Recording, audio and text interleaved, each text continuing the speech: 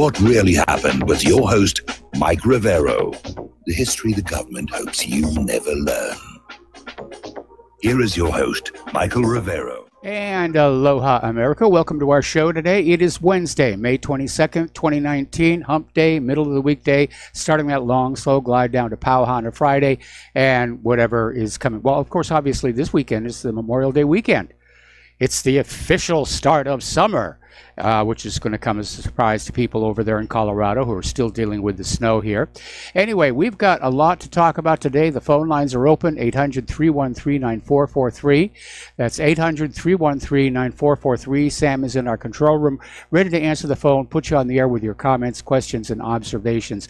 So getting right on into it, today, as expected, the issue of impeachment was brought up in the House of Representatives, and most of the House leadership are putting tremendous pressure on Nancy Pelosi to move ahead with an impeachment inquiry.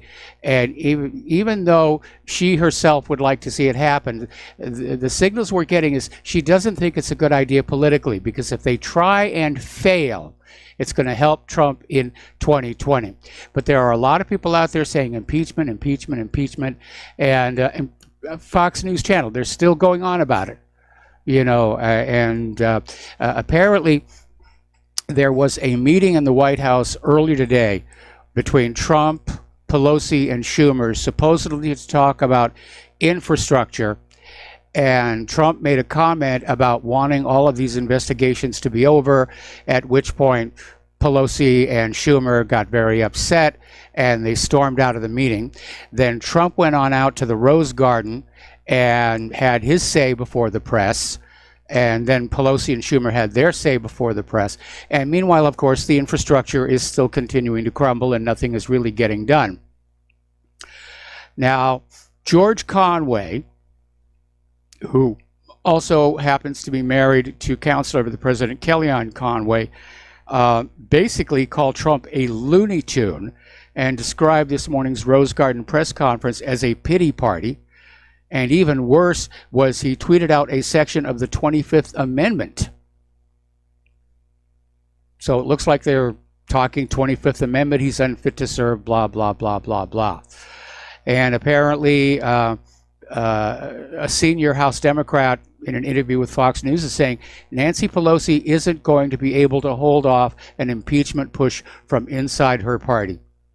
So we'll see what's going to happen there. Now, story over at the New American, Representative Justin Amash, who is a Republican, has declared in his opinion Donald Trump has committed impeachable offenses. Well, he didn't exactly say that. He said, looking at the Mueller report, there were indications of impeachable offenses. So the headline is a little bit misleading here, but he's out there tweeting saying that, he thinks that this should move forward as well. And of course, with Amash having come down on the side of impeachment against a Republican president, has already triggered a primary challenger for next year's elections, who is challenging specifically because of his support for the idea of impeachment. Now, Trump is getting ready to fire back. According to The Hill's John Solomon, on an interview with Sean Hannity, according to his sources, President Trump is going to start declassifying documents in the next week, starting with the release of the so-called Bucket 5 document, the exculpatory material that the FBI possessed about its targets before it went to the FISA court, but withheld. So that will be interesting to get that on out there. All righty. Somebody did a poll, and 64% of the respondents are convinced the FBI knew the Steele dossier was unreliable when they applied for the FISA warrant against the Trump campaign. And at this point, when you look at the provenance for a lot of what was in there, there was no way that the FBI didn't know that it was bogus. But they were all Hillary supporters, they hated Trump, and they just said, let's go for it. Now, Trump, unfortunately, is losing his battle over his tax returns because a federal judge has now ordered the release of Trump's tax returns. And according to legislation that goes back all the way to 1924, the House and Senate Joint Committee on Taxation may request for examination anyone's personal tax information. The federal law also requires candidates for federal office, as well as current office holders and their senior staff, including congressional members, the president and vice president, along with their cabinet members and senior administration staff, to comply with provisions of the 1978 Ethics in Government Act. It also applies to the Supreme Court justices. So unfortunately, the law is on the side of those who want to dig into Trump's tax returns and see if they can find something in there that they can burn him with, or at least embarrass him. I think it's going to be more of an embarrassment than anything else here. Okay.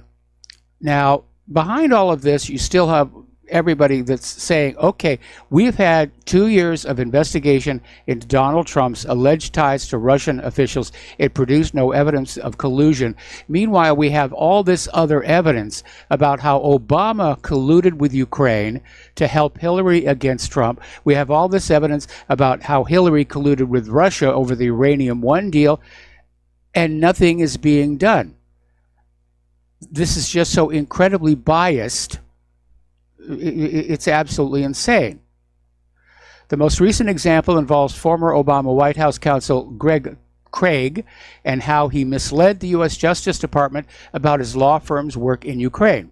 Now, Craig is charged with providing false and misleading information to the Foreign Agent Registration Act office regarding the trial of Yulia Tymoshenko, a political rival of the country's then president, Viktor Yanukovych. So, and former Trump campaign manager Paul Manafort was seemingly held to a different standard under the same act during the Robert Mueller investigation. Okay, we're going to do a shout out now to our on-air affiliates who are just now rejoining the network. And moving on down here, little bit of a speculative article. This is coming out of Russia Insider. And it's basically saying that Mueller could actually be in a courtroom next year when the election season is in full swing. And House Democrats, who are frustrated that they can't seem to find anything on Trump, and are trying to find some way to stoke public anger against the president, are pinning their hopes on Robert Mueller again. And he was invited, not subpoenaed, but invited to testify by the chairman of the House Judiciary and Intelligence Committee a month ago. He has not agreed to do so. Well, that's perfectly understandable. Mueller may not want to open his soul to any House committee in the desperate last-ditch effort to wring some impeachment joy juice from the already wrung-out narrative of his disappointing report. And for the excellent reason that the minority Republican members of said committees get to ask questions too, they are sure to be embarrassing questions, perhaps placing the special counsel in legal jeopardy. So this stuff continues to go on and go on. Not too long ago, there was a push by House Democrats to investigate Education Secretary Betsy DeVos over her use of private email accounts. Oh my goodness, she used her private email accounts. You know, okay for Hillary to do, but Betsy DeVos, oh, it was horrible, horrible, horrible. Well, there's been an investigation, an internal watchdog inquiry, and basically concluded that she kept her official mail on her official email accounts and used her personal email for her personal business. So it was another big nothing burger over there. But they're just digging and digging and digging, and they're not getting any work done for the country. Maybe that's a good thing. Maybe the busier that they are attacking each other, the less harm they can do to the American people. They're certainly not doing us any good. Now, Michael Avenatti is back in the news.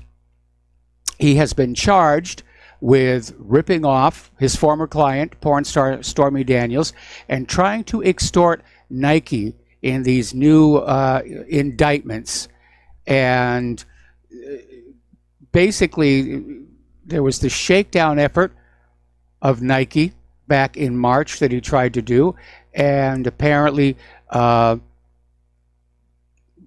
cheated the porn star. So, Stormy Daniels. Lawyers. Now you understand why there's so many lawyer jokes out there. Okay, a little bit of a victory for Judicial Watch. Out in California, a U.S. district judge has awarded Judicial Watch $22,000 in legal fees in a case filed by an Antifa organizer in an effort to block Judicial Watch from obtaining information about her activities. And this is Yvette Felarca. She's a middle school teacher in the Berkeley Unified School District. She and two co-plaintiffs were ordered to pay Judicial Watch $22,000 in attorney's fees and $4,000 in litigation costs. Now, Felarca had sued the Berkeley Unified School District in federal court to keep the school district from fulfilling its legal obligation to provide Judicial Watch with records of their communications, mentioning Felarca, Antifa, and/or BAM. Judicial Watch had also asked for Felarca's personnel file. Now, Felarca is a prominent figure in By Any Means Necessary. This is a group founded by the Marxist Revolutionary Workers League that protests conservative speaking engagements. It's all very organized. They basically go on over and just cause a ruckus in front of these conservative speaking engagements, and very often they get violent. And earlier this year, Felarca was ordered to stand trial on an assault charge. Okay, let's take a phone call. Fred in Michigan, aloha. Welcome to the show. What's on your mind? Hey, Mike, love your program as always. I just wanted to kind of give you an idea. I do work for the DeVos families. It's not DeVos, it's DeVos. DeVos, okay. I stand corrected. Yeah, so, and anyways, they're really nice people and stuff, but yeah, I just want to say it's DeVos. They're very big. They pretty much own all of Grand Rapids. They've been so successful with the businesses they've had, you know, Amway and what have you. But so anyways, just wanted to make that correction, and love your program, and that's all I have to say. Thank you. All right. Well, thank you very much for the phone call. Thank you very much for the information. When I watch TV, I have the closed captioning on and the sound off. So very often, you know, I'm just going from what I read. And so occasionally I do make a mistake, but thank you for the correction. All right, let's talk about the war zones. Things are heating up, and it's not getting any coverage in the corporate media at all. Story coming on out from Information Clearinghouse. And it talks about how the fact that Trump's national security team has been leaking so-called intelligence about Iranian threats for a week now in an attempt to justify escalating tensions, including moving American air attack assets to the Persian Gulf, meaning the USS Abraham Lincoln, the B-52s. And a closer look, though, suggests that National Security Advisor John Bolton and other officials are trying to pull off an intelligence deception comparable to the fraudulent pretense for war in Iraq. Now, maybe they're hoping that Americans have short memories. I don't think so. Pretty much everybody I talk to, when I mention Saddam's nukes, they go, oh, yeah. They know they got lied to that. This article also goes on to say there's credible evidence Israel could be playing a key role in the subterfuge. Now, again, we're coming up on the Memorial Day weekend, and if they're going to try a false flag, that would be a good time to do it. So would July 4th weekend. But they've got to do something. Iran is not doing anything that would justify an attack. Now, the attacks on those 4 tankers a while back may have been an attempt to create a false flag to blame on Iran, and they fizzled it. They botched it. They put a couple of little pinprick holes in the hull, and that was about it. It's hardly enough to go to war over. And I think what they were hoping for is that they were going to have one or more of these tankers just exploding into flames and floating there in the Persian Gulf, making all kinds of great news video and commentary and say, oh, those dastardly Iranians. But if at first you don't succeed, try again. And now, of course, we have all this talk about an attack by Iran on U.S. forces in Syria. All right, we're going to go to the phones here. Layla in Canada, aloha. Welcome to the show. What's on your mind? Yeah, I was just looking at your thought for the day, where it talks about a standing army being the bane of liberty. As you know, throughout human history, governments or rulers, armies that are invading other countries very often use mercenaries because they couldn't rely on the ability or the loyalties of their own army. I've started to think of the invasion of the migrants as being mercenaries, essentially, because what their job is to upturn or disrupt the social values in the society that proved successful in the U.S. and Canada and Europe. And they're being paid, which is basically what mercenary armies do. But since this is not an actual military invasion, it's a social invasion. Yes. To destroy society. And I think that's probably the way we have to look at them, as being coordinated, not simply being tolerated by the government, but despite the lip service and the smoke screens that they put up and the distractions that they create to take our mind off what might really be the coordinating organization, the government is actually betraying its people. Yes. Consciously and intentionally. And people always talk about those who have dual citizenship as though passports themselves are what lead to treachery or a lack of loyalty to one's country. It's actually ownership of or having monetary interest in other countries where the corporations compete with their home country.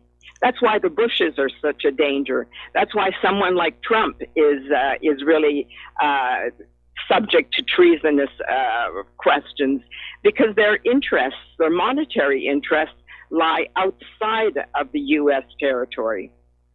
Anyway, that was just a thought I wanted to put out in response to your thought for the day, that we do indeed have a mercenary army that is coming in to disrupt and destroy the society as it exists within Western cultures. Well, yeah, I mean, if you go back to that, if you go back to that story about Judicial Watch, and it lays it right out that this this lady who is going to have to pay Judicial Watch $22,000 was part of this organized group that does nothing but go around and disrupt conservative speaking events. Yeah, and it's happening in so many different places that it's hard for us to recognize that it's part of a coordinated effort that was started a long time ago. By the way, that caller who called in and talked about the DeVos family from Grand Rapids is a haven. It's like ground zero for the Bible Belt and for the pro-Israel evangelicals. So I question his description of the DeVos family as being nice. I'm sure he's the PR person for the DeVos family, but I would question whether the DeVos family is committed to the interests of the ordinary people of the U.S. of A. Just another. Well, when you hear some of the horror stories about, no, I'm sorry, I was confusing them with somebody else, so I'm going to pull back at that point. He may have been a PR person. He certainly spoke very well, and he admitted up front that he worked for them. So. Yeah. So, but he did that in order to claim that he had firsthand knowledge of their niceness. Well, of course, they're nice to the people who work on their behalf and promote their interests. I worked in Grand Rapids for the TV station there, so I have a certain knowledge of the region. We also moored our boat in Bay Haven, which was kind of, so we got to know that region fairly well. Well, good. Layla, I'm sorry to do this to you. We got to take a break for commercials, so thank you very much for the information. Thank you for the phone call, and we will be right back. And aloha, America. Welcome back to the show here. And apparently Fred in Michigan had a response to Layla, so we're going to take his phone call ahead of the others. Fred, what's on your mind? Hey, Mike. I'm not a spokesperson for the DeVosses. I'm a working staff. I'm a subcontractor, and I have worked. And I tell you what, the DeVosses, as far as the amount of money in the residences and everything they spend up in northern Michigan, allows me to live in God's country. So when I say they're nice people, I'm just saying their checks don't bounce, and they really support a lot of people in northern Michigan. So that's all I'm saying. I've never met them personally because when I'm there, they're not there. Okay? I just know that I've done a lot of work in their homes and what have you as a subcontractor and the builders up here. So we're all very happy that the DeVosses are up here because they provide a lot of jobs for people in northern Michigan. So I was saying they're good people in that respect. But you're sounding a little defensive here, but I was very glad that they didn't find anything with this gratuitous probe into her use of email. I was rooting on her side. I love the fact that she thinks Common Core was not a very good idea, because I don't think it was a very good idea. So I think we're both on the same side on this thing, and we don't. Absolutely. Yeah. And I understand the Common Core issue. I've done a lot of educational research. And I was just, again, when Layla said I was the spokesperson for them, I just wanted to kind of clear that up to say that, and Betsy, again, as far as the education issue, I think she has got a lot of really good ideas. But I'm not an employee. I am in certain respects, but I don't work directly for the DeVosses. I work for subcontractors and builders and contractors that do work for them. So we're really glad they're up here because they spend a lot of money, and I'm up here in God's country only because of the people like them. So I have no animosity, and I know they probably have issues too, but for us in northern Michigan, we're just glad that they come up here, spend a lot of money, and allow us to make a decent living and live up in, we really are, Michael, in God's country. I've got surrounded by the most beautiful lakes in the world that are clear. You can see through them. Yeah. Good communities, small communities that everybody knows everybody. You can look people in the eye and say hello and good morning. So it's just a good place to be. I'm thank God for people like the DeVosses, even though there's a lot more up here, the billionaires. But anyways, that's all I had to say. And Layla, I know she's a very smart lady, but I don't work for them as far as a PR person. So all right. Thank you for the correction there. And we're going to let you go. And boy, the phone lines are loading up here. So let's go back to the top of the list and start with Art off the grid. Aloha, Art. Welcome to the show. What's on your mind? Hey, Mike. This is just. I'll try to make this quick in response to Layla's call when she was talking about soldiers. I, being someone who's been law school and all that, I understand words have meaning. Words have definitions. We need to be careful about the words we use.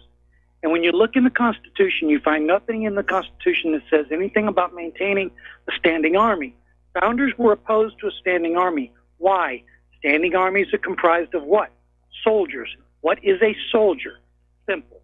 The word soldier derives from Middle English word sotior, from Old French sodier or sodior, meaning mercenary, from sode, meaning shilling worth or wage, from sou or sod, shilling. The word also is related to the medieval Latin solidaris, meaning soldier, literally one having pay, and also a soldier is the man or woman who fights for their government and carries the weapons of war, risking their life in the process.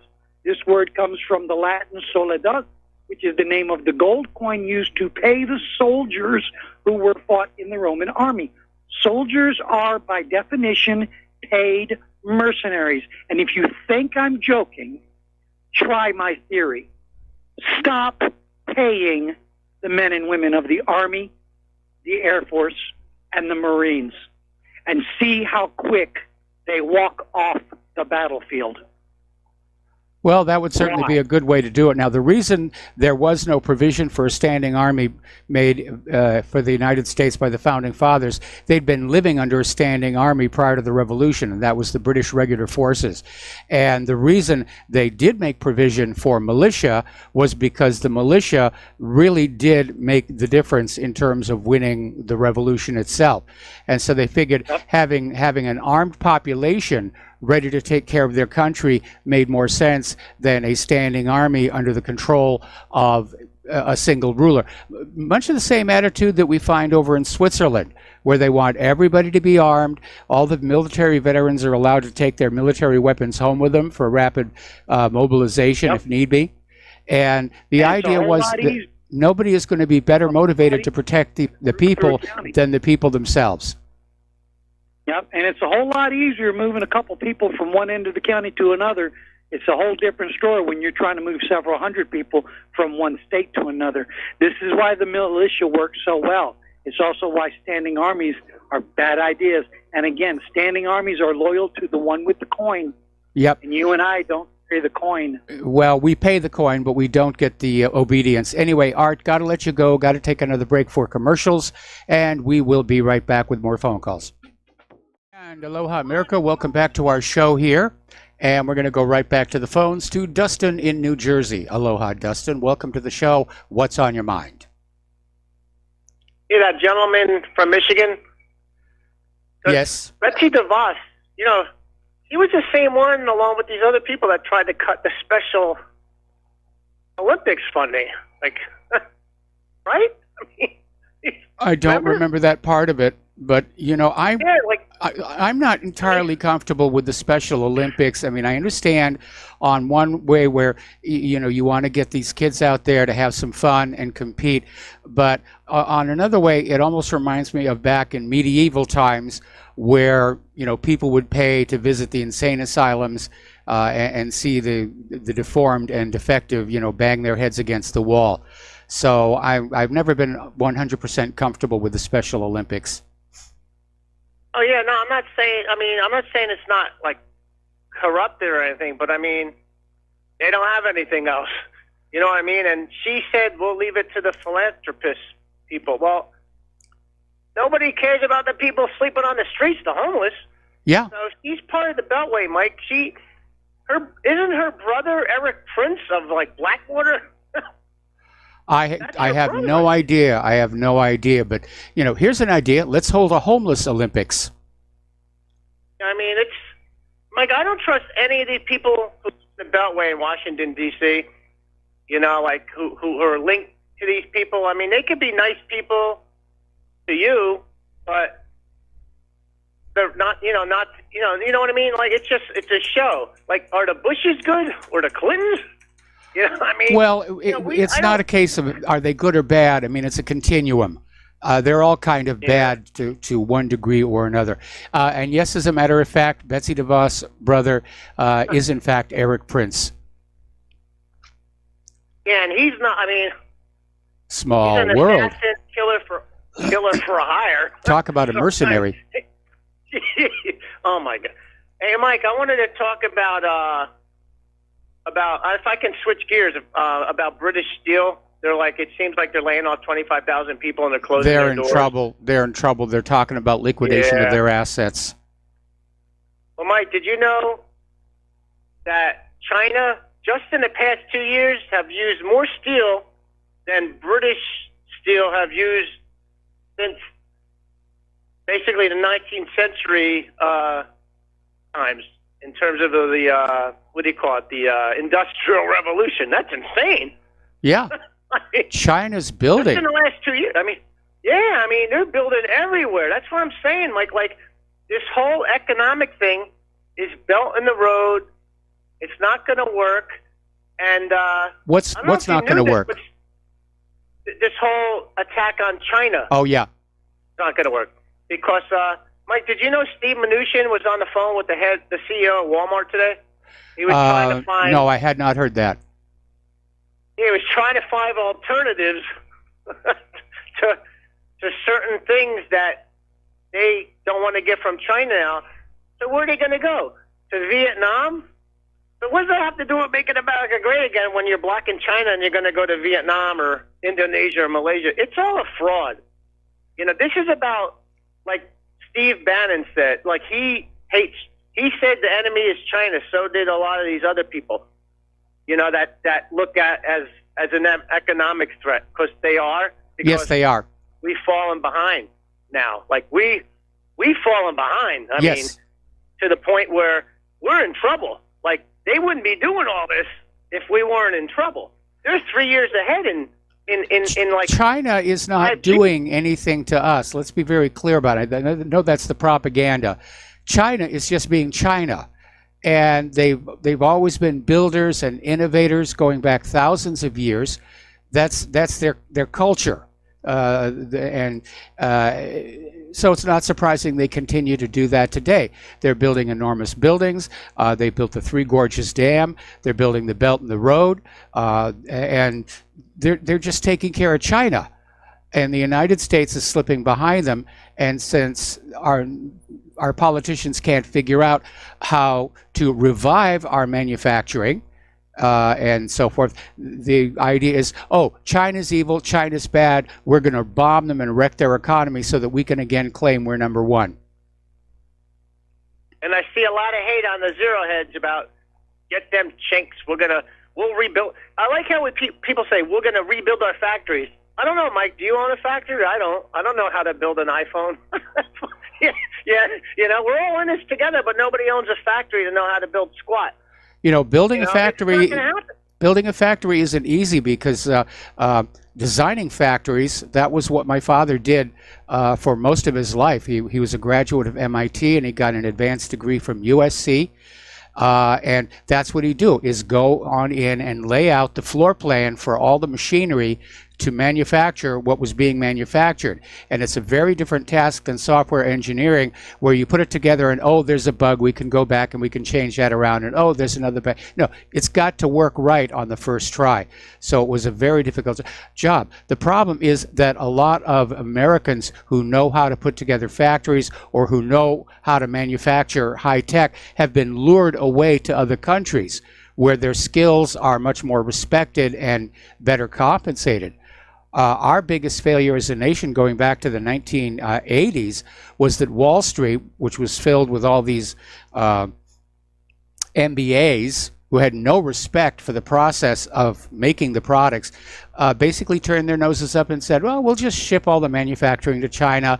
They'll make it for us cheap. We'll all make a lot more money. And our manufacturing went into decline. Factories went out of business. We literally gave away the one thing that made us a world power in World War II, and that was our manufacturing. And we're never going to get it back, Mike, because it's too late. I hate to tell people, we're going to have to be either place second place to China's first place, or it's going to be a world war. That's it, because we don't have the time to make back the loss. You know what I mean? They're moving ahead. Yes. Like and Mike, before I get off the phone, the minerals, the rare earth minerals, rare earth elements. 45 million. The rare earth, they have 45 million metric tons in reserve. We got 1.5. Yes. And I was reading, some of our rare earth are contaminated with thorium, which is radioactive, isn't it? Yeah, it is. It's a beta emitter. Yeah, so I just don't see us. People think we can come out ahead because we don't make anything. I mean, that's not a winning strategy. No, it really isn't. I mean, Wall Street sort of got into the idea that if they just took a bunch of cash and shook it back and forth hard enough, it would start to grow magically all by itself. And of course, that doesn't work. Yeah, because we think we can just keep printing money forever. Well, by 2024, the post office runs out of cash. Your country's broke. That's it. And I hate to break this to people, but China buys your debt. Like, they have 1.5 or 1.2 trillion in bonds they purchase. The world buys our debt, not just China, but they buy our way of life. I mean, it ain't going to work out very well. Yeah, and our public lands are now being pledged as collateral on all that debt. If the U.S. government has a major default and collapses, you're going to have a lot of foreigners knocking on the borders and saying, look, we own the Grand Staircase Escalante Monument because you defaulted on the loan for which that was pledged as collateral. So it's going to get really ugly. Anyway, listen, Dustin, I need to let you go here. I need to switch over to Nathan in California. Nathan, thank you for waiting so patiently. What's on your mind? Yeah, Mike, can you hear me? I can hear you. Okay, I've got a real bad line. I'm up here in Northern California. We've had a lot of rain. Real quick before I get to the Layla question I had, keep your eye on the Oroville Dam. I won't get into it. Some people say it's good to go. Other people say it has lots of problems. Just keep an eye on it. And the other quick thing I wanted to mention, this Silk Road stuff, the belt from China to Great Britain is about 7,500 miles.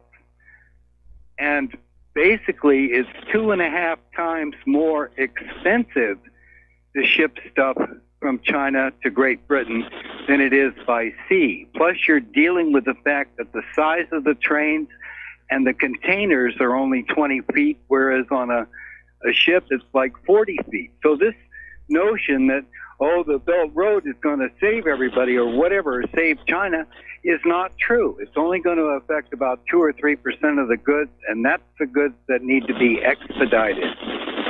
So that one quick thing there. Anyway, on Layla's last phone call, I would like to know, what are the specific investments that Trump has overseas that could cause him to be considered treasonous? I mean, to me, that is an irresponsible statement. That is an insult to our president. Just because he may have some investments overseas doesn't mean that he is a treasonous person. That is ridiculous. And can you think of any investments he may have overseas to where he should be considered treasonous? Well, first of all, people keep misusing that word treason, because treason is defined as giving aid and comfort to an enemy in time of war. Now, at the moment, at least officially, we're not really at war with China or anybody else yet, although we seem to be headed in that direction. So I think the issue may be that Trump may have some overseas investments which at worst are going to put him into a poor light. And a couple of weeks ago, she called in and she's saying, well, Trump's from the Dutch word, whatever, Trump is Jewish or whatever. He is not Jewish. I mean, he's half Scotch and he's half German, Bulgarian or whatever. And she's talking about, we need to overthrow Donald Trump. And that is absolute nonsense.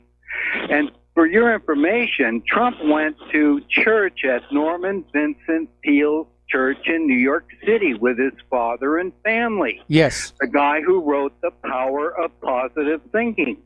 And if you don't understand what Donald Trump is all about, go listen to a Norman Vincent Peale lecture. They're 20, 30 minutes long. He talks about how positive thinking can do wonders for you.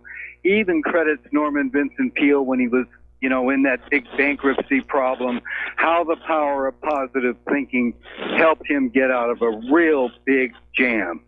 And so, when Layla calls in and she says all this stuff and just makes these blanket statements, I can't handle it. And you can't expect anybody that's a Trump supporter to, take that with a grain of salt. I think it's insulting. And the only other thing I'm going to say, and I'll get off because I've got a terrible line here, the best prediction that I ever heard about Donald Trump was at the convention. They were talking to Ed Rensi. Ed Rensi is the former president of McDonald's. And they asked him, what do you think about Donald Trump being the nominee? And he said he thought it was a real good choice because he's a great businessman, et cetera, et cetera. But he said he's probably going to make some mistakes, and there may be times when he tramps all over himself. That's his exact words. And I Good think description. Overall, yeah. Well, I think Ed Rensi was right, because there is room on both sides for criticism of Donald Trump. But, being a Trump fan doesn't mean that I support everything he does. I'm just pulling for him to be successful. And I just hope that the negativity that's on your show will calm down a little bit. God, it's terrible. I mean, how can you expect anybody who's a Trump supporter under those circumstances to listen to the show and feel good about it? You had a guy from Brazil calling in 3 weeks ago, and he's talking about somebody who died from Paxil, and he's blaming Trump. He says, I thought Trump was going to come in here and fix everything and whatever, and Donald Trump's being blamed for a death because of Paxil. And it's just, and you didn't even defend him, Michael. It's not Donald Trump's fault. Look, I think you need to look back at 2016. Look back at 2016 at how I supported Donald Trump and opposed Hillary Clinton. But Trump has become a disappointment. And at this point, everybody's got an opinion about Donald Trump, and they're welcome to share it on this show as long as they're polite and respectful about it. So, half empty. The glass is half full. The glass is half empty. Your show is the glass is half empty. And, you know, that's where I'm at. Anyway, Michael, thanks for letting me vent. I'll get off this staticky line and take care. Bye-bye. All right, thanks an awful lot. We're going to switch over to James in North Carolina. And James, thank you for waiting so patiently. What's on your mind? Yeah, good afternoon, Mike. Right at the beginning of the show today, you were mentioned the fact that this federal judge has ruled against Trump on his financial records, and I'm assuming also his tax returns. This was specifically a ruling about the tax returns, and the judge ruled the way he did because apparently there are two laws on the books that say that Congress can just examine tax returns of any federal official, and that federal officials must make their tax records available for inspection, which I think is a good idea. Why Trump is so upset about his tax returns, I don't know. As I said, my gut is telling me it may be more an embarrassment than anything actually illegal. We know that Trump has been through some bankruptcies, and obviously that is something that looks really bad if you're a candidate running for re-election in 2020. I looked up in those laws, and they seem to be pretty clear that the Congress does have the right to obtain those tax returns. There's a gentleman by the name of Peter Hendrickson, who is probably the foremost income tax specialist or expert in the United States. And he's written several books, and he actually proved that there is no such thing as a correct amount of income tax. In other words, it is impossible for you to actually compute the correct amount of tax that you owe according because the tax code is such a mess. Yeah, and this is why if Congress does get a hold of Donald Trump's tax returns, we're never going to hear the end of it. It'll go on forever. No, we never will. And James, we have to take another commercial break. Thank you very much for the information. We'll be right back after these few words. And aloha, America. Welcome back to our show here. Now, getting on back to the war zones. Tensions obviously are increasing between the United States and Iran. Iranians are basically readying for war against the U.S. Great Satan. And Khamenei is prophesizing total Persian victory. I'm not so sure about that one. But there is no question this will not be a slam dunk for the U.S. to do. Iran has the home court advantage. And we're talking about a country with a population of 80 million people, 3 times the size of Iraq, and a military that has been preparing for a war with the United States for decades. Now, yesterday we were talking about how there'd been this war game 17 years ago where the U.S. Navy exercised against a simulated Iranian force using Iranian-sized boats and Iranian tactics, and the U.S. Navy did not do very well. So here's the reality. Iran can close the Strait of Hormuz, and they don't even need to sink ships in it. They have sea mines. Iran manufactures thousands and thousands of sea mines. They've got drones. They've got jihadist militias. They've got missiles that are capable of striking U.S. warships. If the U.S. invades Iran, Iran is going to make the United States and its allies in the region pay a heavy price. Iran is probably going to lose. Let's not kid ourselves. But it will be possibly a Pyrrhic victory.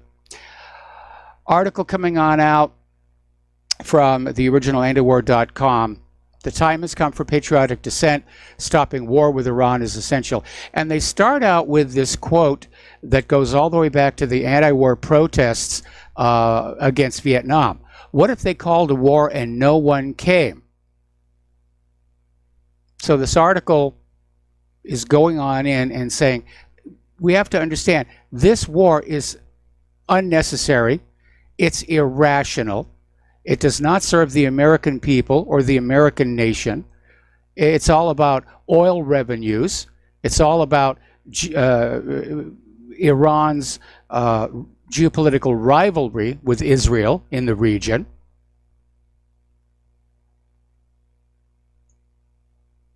And I do wish people would be getting out in the streets against all these wars. But corporate media keeps distracting us with the Kardashians and the impeachment talk now and abortion. They don't want you paying attention to what the U.S. government is doing with your money, with your children, in your name.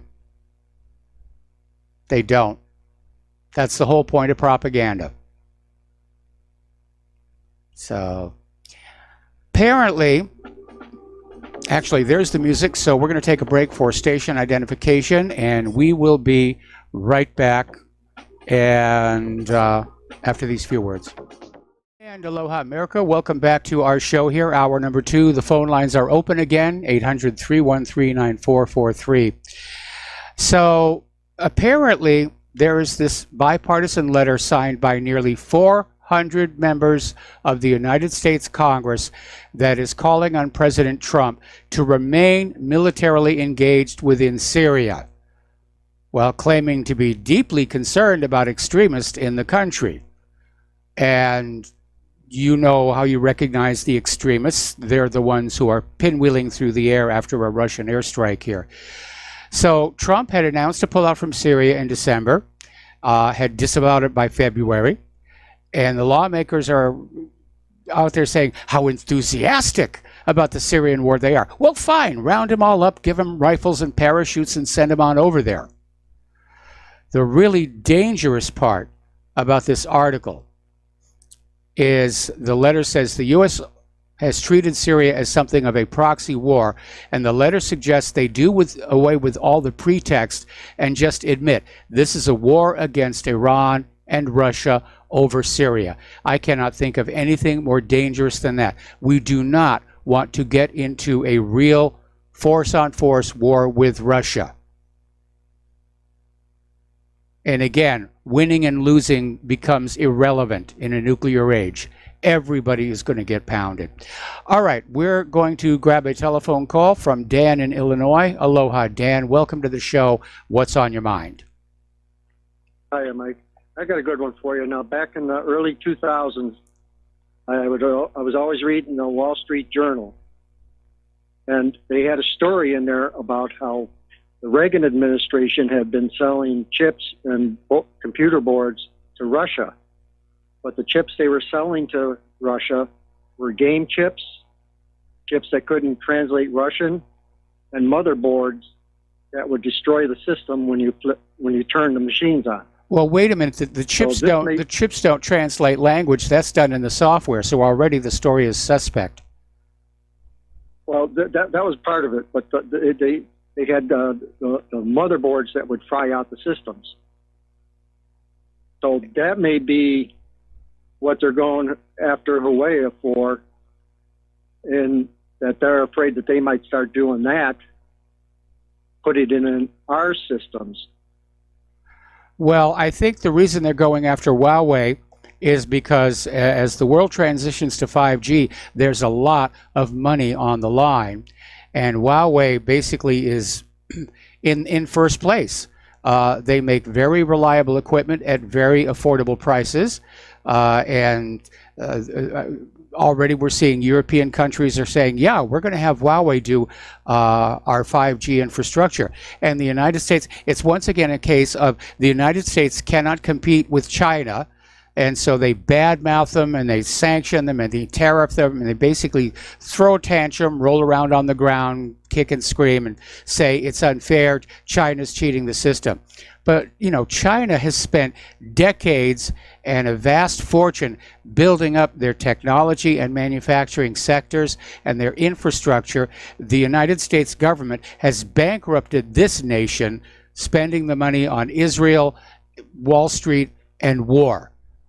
And that's why we're in this position. Even if we got a president and a government that said, yeah, let's try and bring ourselves up to the same level as China, they don't have all that much to work with. And so you've got the war hawks saying, well, the solution is easy. We find a way to destroy China, and then we can say we're number one in the world again. Yeah, Huawei isn't the only company. Thing is, what I'm saying is, I think they're afraid of getting tainted equipment from over there as far as that, where they couldn't be able to catch it. You mean like we get from Intel and AMD in this country? Yeah. You know, but I mean, where they could, you know, literally destroy everything. Everybody's phone goes out, or, you know, it's like I said, you know, it's over 20 years since I read the story. Yeah, well, that kind of fear-mongering, and that's exactly what it is, fear-mongering to try and steer the economic climate. And it really didn't work because 20 years ago, you had all of these CEOs who had started out as MBAs, and they just said, yeah, let's let all the manufacturing go on over to China, Japan, and Taiwan, and we'll make more money. Oh, yeah, they got their tax breaks and bonuses and stock options and all that stuff. Yeah, they did. But that story also coincided. I don't know if you remember that one speech that Reagan gave at that dinner where he said he had outlawed the Soviet Union. Yeah, I remember that speech, and you know, people are kind of saying you can't get up there and outlaw another country. Well, no, I think it coincides with what he was doing as far as shipping them bad chips and boards and everything like that, because they found out a lot of their equipment was faulty. And I also remember reading a story back about that time where the Soviet Union had sold all their gold that they had at the time, which means that they were bankrupt and falling apart. Well, because they overspent on war. I mean, the Reagan Strategic Defense Initiative basically spooked the Russians, and they just went on a spending spree to try and find ways to counter all of the threatened weapons of the Star Wars initiative. Very few of which ever actually materialized. A huge amount of money. And by the way, the United States borrowed and spent so much money on the Star Wars initiative that we went from being the world's greatest creditor nation to the world's greatest debtor nation, all in the space of the 12 years of Reagan Bush Sr. Yeah, they one, you know, you do one plan and the other, and it backfires. And one plan works, you know, so and you usually end up getting screwed over in the long run. And that's definitely true. Anyway, Dan, thank you very much for the phone call. We're going to let you go. We're going to do a shout out to our on-air affiliates rejoining the network. Now, normally the rule here at whatreallyhappened.com is one call per day per caller, but since we've been having this dialogue kind of building up here, I want to go back to Layla in Canada. And Layla, I'm sure you've got plenty to say. Actually, nothing that I haven't said in the previous call, and that is that global interest, global monetary interest, has not necessarily served the interests of the Americans. Now, whether the DeVos family is investing in the UP in the Upper Peninsula of Michigan, my husband is from there. I also worked in the Upper Peninsula for the PBS TV station, so I know how deprived they were when the U.S. military pulled out of the UP, and the mining industry, CCI, also pulled out of the UP. So definitely anybody whose checks don't bounce in the UP is a welcome organization. Now, I don't necessarily think badly of the DeVos. They were the Amway people. I just dislike the role of evangelicals in our politics. That's what I dislike, and their loyalty is not to the interests of the U.S. and its various non-religious groups. However, DeVos is part of RDV, which is a global acquisition and finance merger company, global private equity. I sent you the link right after I called if you wanted to check it out. Okay. They have ventures, economic ventures globally. They're probably not very different from someone like Mitt Romney. And that's the thing that I remember from when we were spending a lot of time in lower Michigan. It's not necessarily that I was impugning their integrity or their ability to pay their bills. And anyone who benefits economically from them certainly does have an interest in promoting the company. So I don't think it was necessary for him to call back. And this would not have been necessary. But I'm really tired of, I make a comment and then somebody has to disparage it in one way or another. I do think that American Welcome to my world. Yes, I understand what you're going through. And I've listened to some of the unfair slings and arrows you've had to endure. Yes. And I admire you for standing up to them. But what I do question is corporations that got their start, their wealth in the U.S., then benefiting foreign nations where those corporations are competing with Americans and have put them out of work. Now, the UP, the Upper Peninsula of Michigan, is benefiting from DeVos. That's nice. That's only one of their many, many, many holdings. Because if you go to their website, just do a search on DeVos global acquisitions, and then you can see their wealth management and how it's globally, it's primarily globally focused. I also resent the role of the evangelicals. And this is because they're the ones who stand behind, who have made Israel's strength possible. And Israel has destroyed much of what the Western culture was built upon. So whether it's Christian culture or whatever, it basically comes out of the philosophical enlightenment, whether or not it was motivated by Christian beliefs.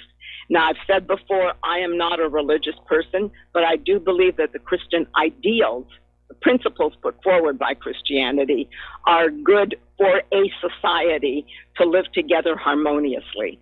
So thank you for the opportunity to respond this one time. Thanks, Mike, and keep up your good work. All right, thanks an awful lot. We're going to let you go, and we're going to switch over to Tom in Florida. Aloha, Tom. Welcome to the show. What's on your mind? Yes, Tom. Yes, Michael, your last caller is wonderful. That was a great thing when she said at the very end there about the Christians. And like I was telling you yesterday about even Saving Private Ryan, the movie, the Christians that went to war in World War II, there wouldn't be a Jewish state of Israel if it weren't for the Christian men in this country who went over there to fight. But I'll leave that for another subject. And I don't want to get into World War II today because I know you probably don't want to hear about it, but she made a wonderful point there. But exactly, Michael, what I want to say is this Nancy Pelosi and all these Democrats, I call them the Communist Party now, they're going after Donald Trump again. They already had spent $40 million on the Mueller investigation, Michael, and you know he was not found guilty. What they're doing is absolutely absurd. What's got to happen here, what Donald Trump needs to do, is turn the tables. I agree. Democrats are supporting. He should be attacking the Democrats for what they're doing, Michael, with sanctuary cities. There's no such thing as sanctuary cities. If one American gets murdered, I don't care if they bring in 10 million illegals and one American gets murdered by this one of those 10 million, all of them should be deported. That's one too many Americans being murdered in our country by an illegal alien. Okay, you had Molly Tibbetts, you had Kay Steinle, and on and on and on. And on. There's so many names you can't.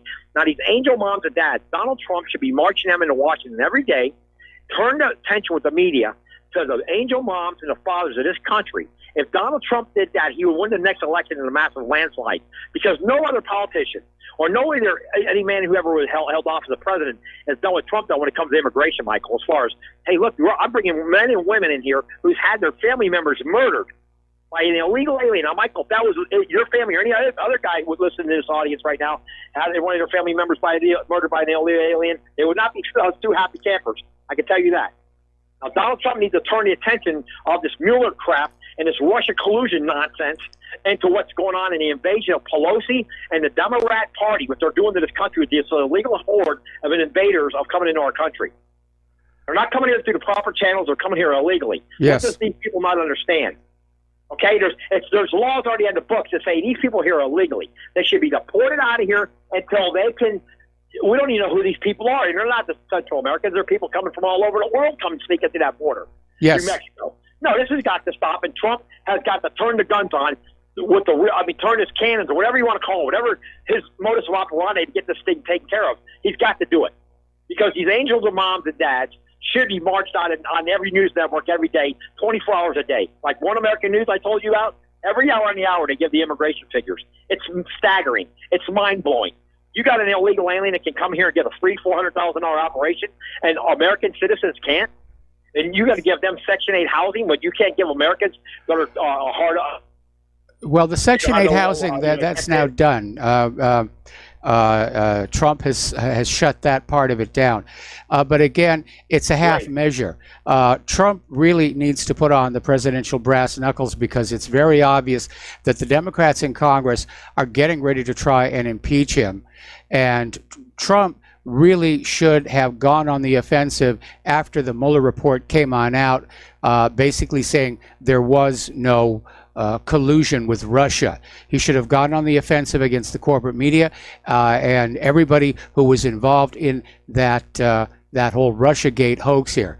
And he can't be gentle about it, because if he is, they're just going to turn around and come back with another plan.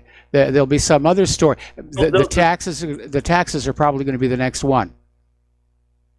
Michael, that's another thing. They're running ramshot on President Trump. You know what I heard today about President Trump? Now get this, Michael. I don't know if you've heard this or anybody in your audience heard this, but I've heard through a couple other news sources that Donald Trump in his lifetime, okay, this is over his lifetime, has paid over $900 million in taxes.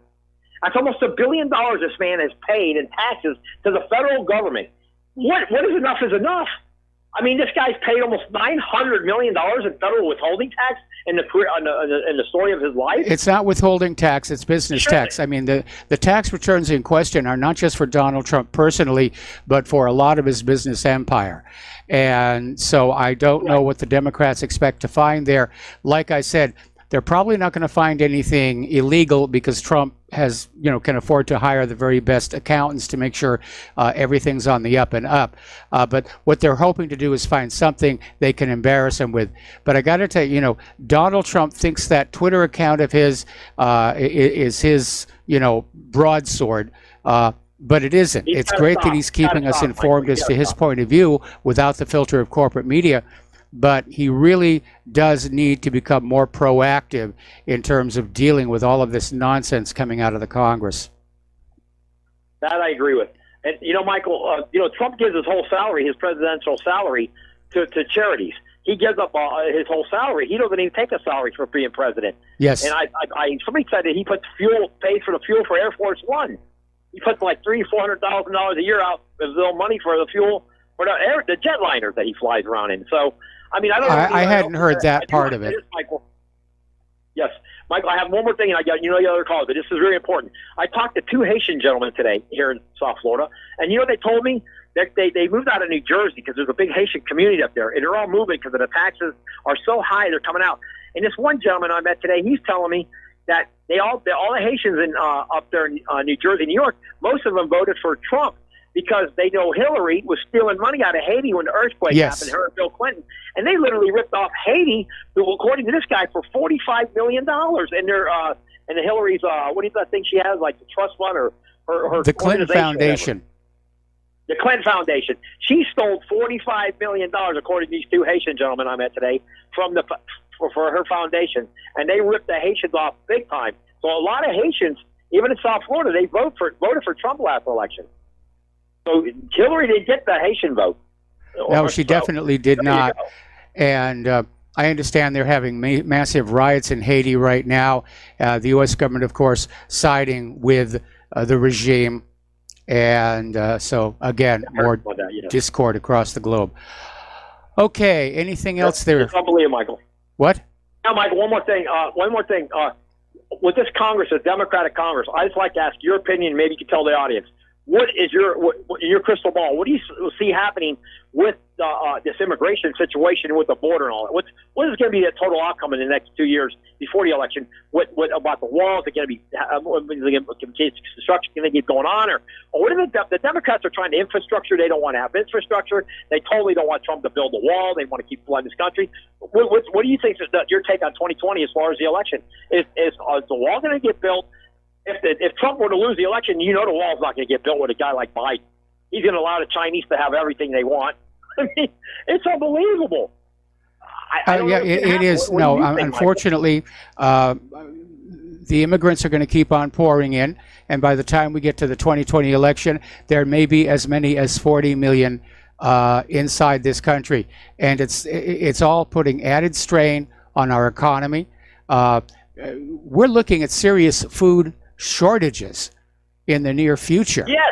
And the Democrats are welcoming in all these millions of illegal immigrant mouths who are going to be competing for a very limited food supply. They're not really thinking what's best for the country as a whole. Anyway, Tom, got to let you go. Tom, got to let you go. Got to take a break for commercials. We'll be right back. And aloha, America. Welcome back to our show. We're going to go back to the phone lines to Jeff in Minnesota. Aloha, Jeff. Welcome to the show. What's on your mind? Well, it's kind of cold and damp here. I don't think they're going to get the corn going. But anyway, there was an incident that happened last Friday on the light rail station at the University of Minnesota. Oh, yeah. Yeah, we reported on that one. And it didn't have to make... Well, see, I don't read the paper. But I didn't hear about it on the radio, and so it didn't get any coverage. Certainly not in the national media, and very little in the Minnesota media.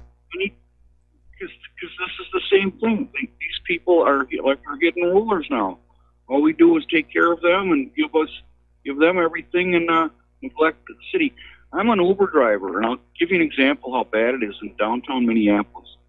There's a famous 8th and Hennepin Avenue, the entertainment district, just around the corner from Uncle Sam's nightclub, or First Avenue, where Prince made his movie. There's a theater, and it has a couple of apartments in it. Okay, so I got an order to pick up a guy at 3:30 in the morning there, and I got there, and I called him, and he's going to come out. Meanwhile, one guy comes over to my curb on the passenger side. Hey, buddy, you got a smoke? And then at the same time, a guy walks over 3 lanes across the street, wants to know if they have $4 or $5 for him. So the guy comes down, gets in the car, and he apologizes that he only has to go 4 blocks to work because he's a butcher at Whole Foods, and he goes in early. And he's been held up and had his cell phone and, card stolen twice in the last several weeks. And the deal is there's so much riffraff downtown, you never see a policeman out of the car interacting with him. And it's the same thing in St. Paul. It's getting bad here. And so I don't know what to do. Well, we're seeing it all over the country, especially in the urban areas. It's just deteriorating. In fact, it's gotten so bad that the state of Illinois is actually talking about literally cutting Chicago off and letting it go off and be its own little statelet. Well, I heard that Massachusetts would spend half their money on supporting the immigrants.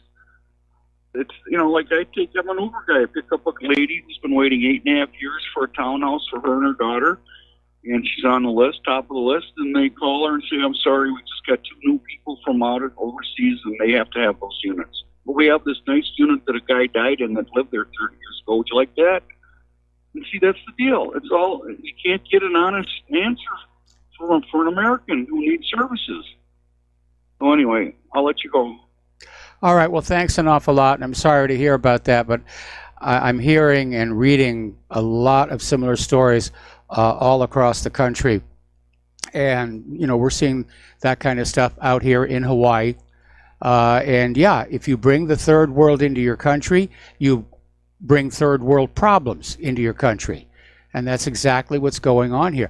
And just like we're seeing in Europe, the media is being actively discouraged by, if not the government, certainly the globalists, not to report on this stuff so that people don't stand up and say, enough. All we get is the propaganda about, oh, it's humanitarianism. These poor people, they're flocking to our shores to escape wars. Little reminder, the wars that we all started. And the goal is to blend everybody together into one bland population, but people don't naturally blend together. And I think this incident on the light rail with the Somalis is basically proof of that. And I don't know why these guys were acting out, whether they were robbing people or they just wanted to have a sense of their tribal identity back and go on out and just attack the others. But we're seeing more and more of this all across the country. Okay, getting on back to the war zones here, turning to Syria. The U.S. State Department has accused the Syrian government of a recent chemical attack and threatened it with a quick and appropriate response, while admitting it has little information to substantiate the allegations. And of course, this is coming on the heels of the Organization for the Prohibition of Chemical Weapons report that came out and said that the so-called chemical attack in Douma was clearly staged. It didn't really happen. They brought in some cylinders as props. They just put them on the ground. They got out their video cameras and they shot the thing, and that was it. So over at Sputnik News, yet again, we're getting a warning from the Russian Ministry of Defense that terrorists in Syria are planning chemical attacks in the Idlib de-escalation zone, as well as in the west of the Aleppo province. And they're going to stage these provocations and say, oh, look, Assad did it, Assad did it, Assad did it. But again, why would Assad do something like that? He's all but won the war. And he knows a chemical attack is the one thing that would allow the United States to come on back in and re-escalate the conflict. Assad has everything to lose and nothing to gain with a chemical weapons attack. And by the way, have you noticed these chemical weapons attacks always hit women and children to garner the most sympathy? They never hit the rebel soldiers. All right, we got to take a break for commercials. We got another caller waiting on the line, and we will be right back. And aloha, America. Welcome back to our show. And before we go back to the phones, just got an email here referencing the Uber caller from Minnesota, saying what he can do is get a concealed carry permit and carry a gun. We have the same problem here in Seattle. And in point of fact, I've been hearing more and more how Uber and Lyft drivers are becoming targets. And very often somebody will call and say, come on over, I need to be picked up. And the driver shows up and they get robbed or their car gets stolen or who knows what all else. It's the wild, wild west out there. Now, I don't know what the gun laws are in Minnesota as far as getting a concealed carry permit. But yeah, it would be a really good idea, I think. Okay, back to the phones to Sherry in Texas. Aloha, welcome to the show. What's on your mind? Thank you, Mike. Yeah, regional conflicts, they're going to happen. I still don't think there's going to be a big bomb in a world war. There's going to be a lot of little skirmishes and things that people are going to try to initiate, but it's just going to be regional conflicts, not a big blow everything up thing. Here and abroad. Well, I hope you're right. Too. But remember what Trump said, and I was just looking at this because I scribbled down things. I don't always have time to go over my notes. It was May 14 that you were having a lot of trouble. It's so much better now. Everything seems to have cleared up a lot. I'm getting the show so well. 17 months. Now, that means from 2019 to 2020, and let's just count from May. That brings us to December of 2020. Yes. So the rest of this year, he's got plans to everything. Turn, there is a season. I mean, if it's good enough for God, it's good enough for Trump. And I really think this is it. He's going by what his attorneys tell him. You know who I think? I gotta try not to get off the track here, but I've got to say, I really like Dr. Ben Carson. I think that's someone Trump could work with. I think that's someone Trump could trust, and I think he's kind of Trump-ish. You know, they're doing the same things to him that they used to do to Trump, but that's just an aside. I think he's someone I hope he can work with in the future. But here in the 17 months, what they're doing when they get him in these detention centers, they know they can recognize them. They're getting DNA. They're getting anything they can to identify him. And like Trump said in his talk, I don't know if people heard that. I know it was early in the morning and you hadn't heard it yet on the day that you were talking about what's he going to do with these illegals. They're not going to be able to get a job. They're not going to. The people are going to be fined terribly if they try to hire him. They're not going to have that's a car. the problem. They're not going That's to be the able problem. to vote. Employers are, with very few exceptions. I mean, there have been a couple of cases, but there's no widespread enforcement going on of Title VIII.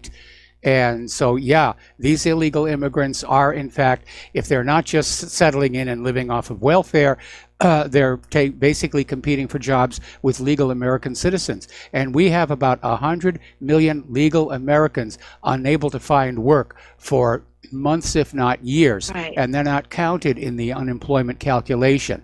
It's another way of cheating the numbers here. But it's really spinning out of control. And I know you're feeling very positive about Donald Trump, you know, that he's got 17 more months and he can turn around and he can start do it. No, the entire system is set against him. And Yes. if you think back to the history of the Merovingian kings, where they called them the enfeebled rulers, I think we've got one now. But if you have in your employee someone that is identified as being someone who came here illegally, then you're going to have to get rid of them because they're going to come after you. They're going to be able to recognize these guys. You're not going to be, you know, right now we go vote or they say, I remember getting a call from Beto, whatever. I got a call. It has to do with the fact that it has to do with the jury system. I was asked to be on the jury system for the next 8 years, and I didn't want to do it because it's all online now and seniors are getting scammed. I quit voting. And that's why I became a spokesperson for Trump. That's on the side. But what it is now that I don't vote, I got one of those calls. I guess I was on the list of someone that you could send a voting thing to, and you know we'll come pick them up for you. You mean a registration? Yeah, I wish I kept it on my answering machine. I really wish I had. I've kept something else on there that I've reported that. You know, that's the nice thing about an answering machine. They can say things sometimes, people, and they can incriminate themselves, something fierce. But anyway, yeah, no, I couldn't vote. I told the lady, I said, if I have to send this thing in online, and I said, it was a whole long conversation. That's something for another day. I said, then I won't be, I said, I'm sending it in by mail for the last time because I liked being on a juries. I was even a foreman once, and I love this. I studied court reporting. I love it, but I had to say no more voting for me. So I'm going to send it in for this last time. Okay, by Sherry. mail because seniors. Sherry, yeah, I'm finished. Sherry, But is this just going? remember, Sherry, is this going somewhere? You just seem. Yeah, it is. It's a timing thing. So sum up. It's the people that are database now are going to come up as we can't let you vote, but it won't be till the end of the year, and then things will start turning around. The regional conflicts will continue. We may even catch a bomb somewhere, but we're not going to go in. Well, I won't predict. I'll just say it's going to get better as far as the illegals because we're going to be able to spot them. You see, we're going to be able to spot them. There's so much corruption right now, but it's going to end. I mean, we can spot people who are, you know, clearly from a foreign country, but we don't know if they're legal or illegal, you know, unless somebody goes up and says, I need to see your ID. And there's a huge booming business in fake IDs for the illegal immigrants. Getting on back to the war issue, we're in the middle of World War III. They're trying to do it in slow motion in the hope that we're not really going to notice, but it is still a world war. Okay, I say when it comes in the new year, in 2021, when these illegals that came in illegally and didn't do it like they should, everyone that's been in these camps and things around, and they've taken them in, they have data on them. And when they go to vote, they won't be able to. When they go to get a job, they won't be able to. It's not going to happen now. It'll be after Not 17 if they're months, using which fake brings you- IDs. Okay. It's not going to, but yeah, you can't argue with a retina scan, Mike. You can't argue with the DNA. They'll take blood on them. I mean, yeah, it was easy for them to try to target me, but they're not going to be able to do this anymore. Trump might be out of office completely, but he's still going to work. Well, I won't go into that. It's too long. Yeah, I know. mean, see, the idea is right now, I mean, they're talking about facial recognition technology and how it's being deployed in all these cities. It has a very poor track record for accuracy. I still don't know how good retinal scans are or are not, but the cost of putting that all out there, again, it's more strain on our economy. The best solution would be to close that border and stop the flood of illegal immigrants. But so far, that border is still wide open. I think they've built maybe 2 miles of fence so far with all that money that Trump got allocated to the project. Anyway, Sherry, thanks an awful lot for the phone call. We're going to let you go. We need to get back to the news here. Apparently, some 500 Noosa Front militants, accompanied by 7 tanks and 30 pickup trucks armed with mounted heavy machine guns, launched 3 major offensive against government troops in Idlib province, according to the Russian Defense Ministry. And the counterattack focused on the town of Kafr Nabuda, which was recently captured by the Syrian government. Militants also launched a missile attack on Russia's Hmynin air base on Wednesday, but 9 of the missiles were shot down. The other 8 did not reach their targets. So here you have Syrian rebels attacking the Russian air base.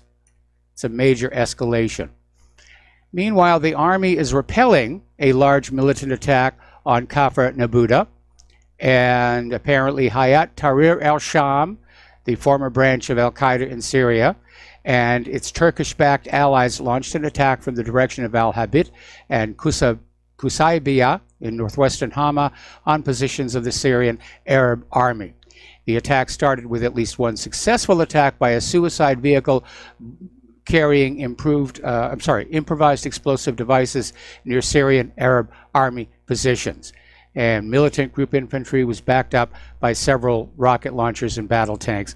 This is basically continuing on the previous story here. So, boy, there's a lot going on over there.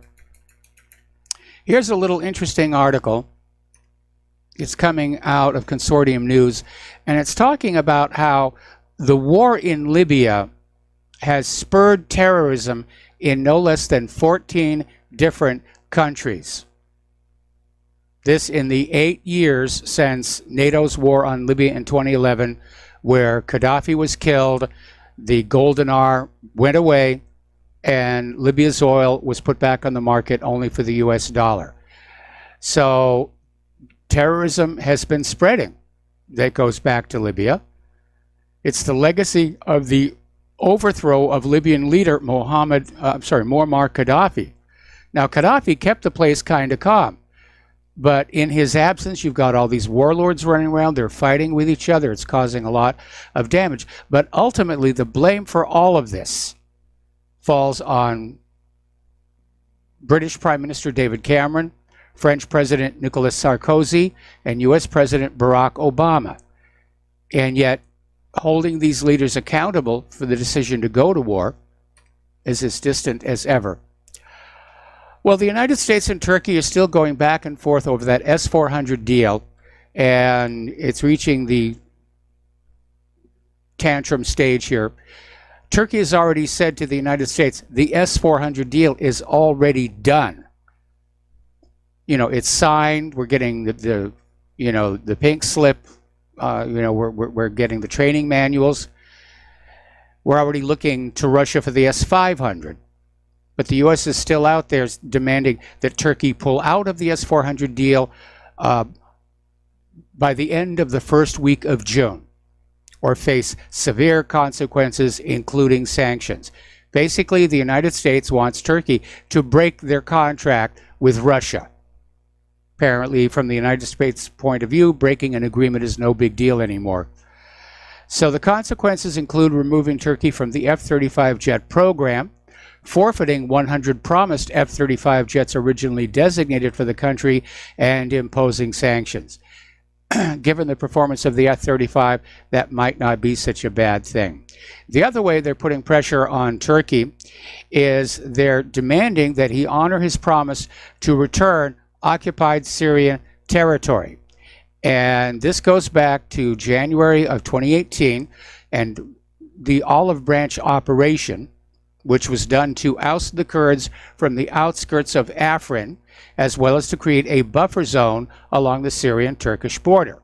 Now, these actions were criticized by a lot of people, but Ankara hastened to declare that this was only temporary, and Erdogan promised to return these territories to Syrians. Now, the fighting stopped on March 20th of 2018. However, it doesn't look like Turkey is going to leave that territory anytime soon, and I hate to say I told you so, but no, actually, I rather do enjoy it, saying I told you so. Story coming out of Russia Insider. U.S. diplomacy is still messed up, and Trump and Pompeo are hamstrung by this Russiagate idiocy. And they are. That's the problem when you come up with some kind of a fraud or propaganda or a lie. You have to stick to it. Even if everybody knows it's a lie, you're forced to go along with it in your negotiations with other countries, even countries that know it's all a lie anyway. And so Trump and Pompeo are still dealing with all of that Russiagate idiocy, and it means that our relationship with Russia continues to decline, and that is a bad thing. Another story from Russia Insider talking about the U.S. rivalry with China and Russia and everyone else is merely a sideshow. We're dealing with a civilizational crisis. And apparently, Beijing this week hosted the Conference on Dialogue of Asian Civilizations under the direct supervision of President Xi Jinping, taking place amid an Asian culture carnival. And in the keynote speech, the Chinese leader basically stressed that one civilization forcing itself upon another is foolish and disastrous. I guess he's been watching Game of Thrones. In Xi's concept of a dialogue of civilizations, he referred to the New Silk Roads or the Belt and Road Initiative as programs that have expanded the channels for communication exchanges. And Xi's composure and rationality presents a stark contrast to Donald Trump's bullying, Make America Great Again campaign. So we're looking at geopolitical, geoeconomic war. It's cold and getting colder. The U.S. national security strategy says point blank, China is a strategic competitor and must be contained, no holds barred, on all fronts, economic, military, and most of all, technological. And they're talking specifically about the coming 5G revolution and the fact that Huawei is poised to make a great deal of money off of it, and other companies are struggling to catch up. And you've probably seen all over the internet all of this 5G bashing. Oh, doctors say it's bad for you. It's going to be horrible. It's going to be this. It's going to be that. It's all propaganda to get you to go along with living in a 4G world, a 4G country rather, when the rest of the world is going to 5G. And considering that the United States invented the internet, you would be shocked at how far behind we are compared to the rest of the world at consumer level. I mean, over in Japan, they have gigabit into homes. We invented a technology, we didn't stick with it, the rest of the world took over and moved out ahead of us. Okay.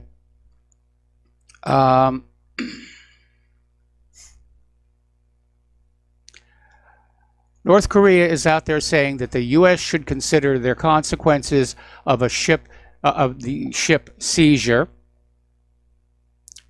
And North Korea's UN ambassador says the Trump administration should consider the consequences of the seizing of a North Korean cargo ship could have on relations between the new countries and immediately return the vessel. Personally, I think it would be a good idea. We got to take a break right now. We'll be right back after these few words. And aloha, America. Welcome back to our show here. And it basically echoes a lot of what I've been saying on the show here in recent months. World ready for U.S. collapse as empire hemorrhages gold, oil, and credibility. And they're basically saying that we have a totally corrupt government. We have a reality TV star for a president. We're seeing the Trump derangement disorder sufferers out there just behaving badly. And the realization that the choice of president matters as much as the choice of conductor for the band that plays aboard a ship as it vanishes beneath the waves. We are an empire in decline. And we're seeing that the established bureaucracy is still trying to get Donald Trump out of office. I'm not exactly sure why. He's given them pretty much everything that they want. Another little article over here from uns.com. Do spies run the world? And it says that, yes, we all know there are intelligence agencies out there, and in theory, they're supposed to be subordinate to the civilian leadership. But we know that's not the case. We know intelligence agencies very often get the idea they know what's best for the country. Good example would be the Bay of Pigs. John F. Kennedy had no idea that was being set up. The CIA lied to him about that. And then after that whole debacle ran all over and fell apart, the CIA set it up again. And Kennedy had to shut that down. So yeah, the intelligence agencies, and I guess to judge by what we've seen with the Trump-Russia collusion investigation, some of our non-espionage agencies, they think they're in charge. They serve a higher purpose. They know what's best for the country. So, anyway, story out of Russia Insider. From false hope to false flags, Trump sets the stage for global war. And it's interesting. They make a reference to a television series of the 1990s, Babylon 5, and it was a very interesting show. And it talks about one of the main characters, Londo, a weak and venal man, makes a deal with the devil and unleashes his dying empire's worst impulses in an attempt to restore its former glory. And obviously the concern here is, will the United States government, unable to restore its former glory, simply go ahead and say, we're just going to wreck everybody else?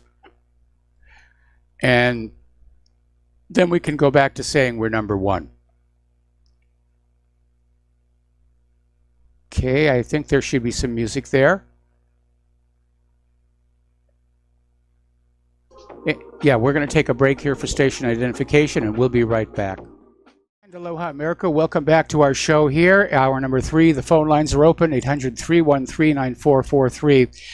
Well, as we've mentioned before, Republican Florida Governor Ron DeSantis is going to Israel with a large contingent of business leaders, which includes members of his cabinet.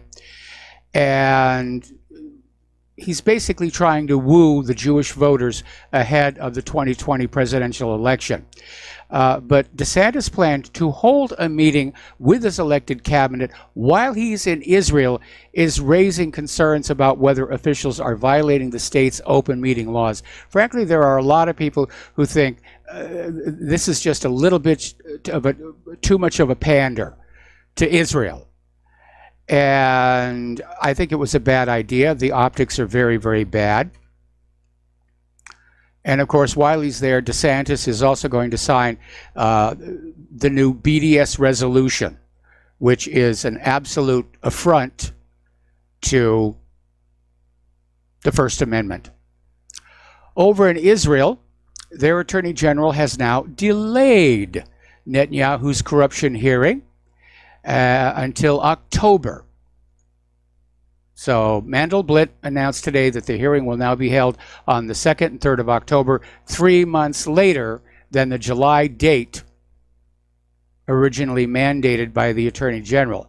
In the meantime, it may be moot because the Israeli Knesset is weighing legislation that would grant government officials immunity from criminal prosecution.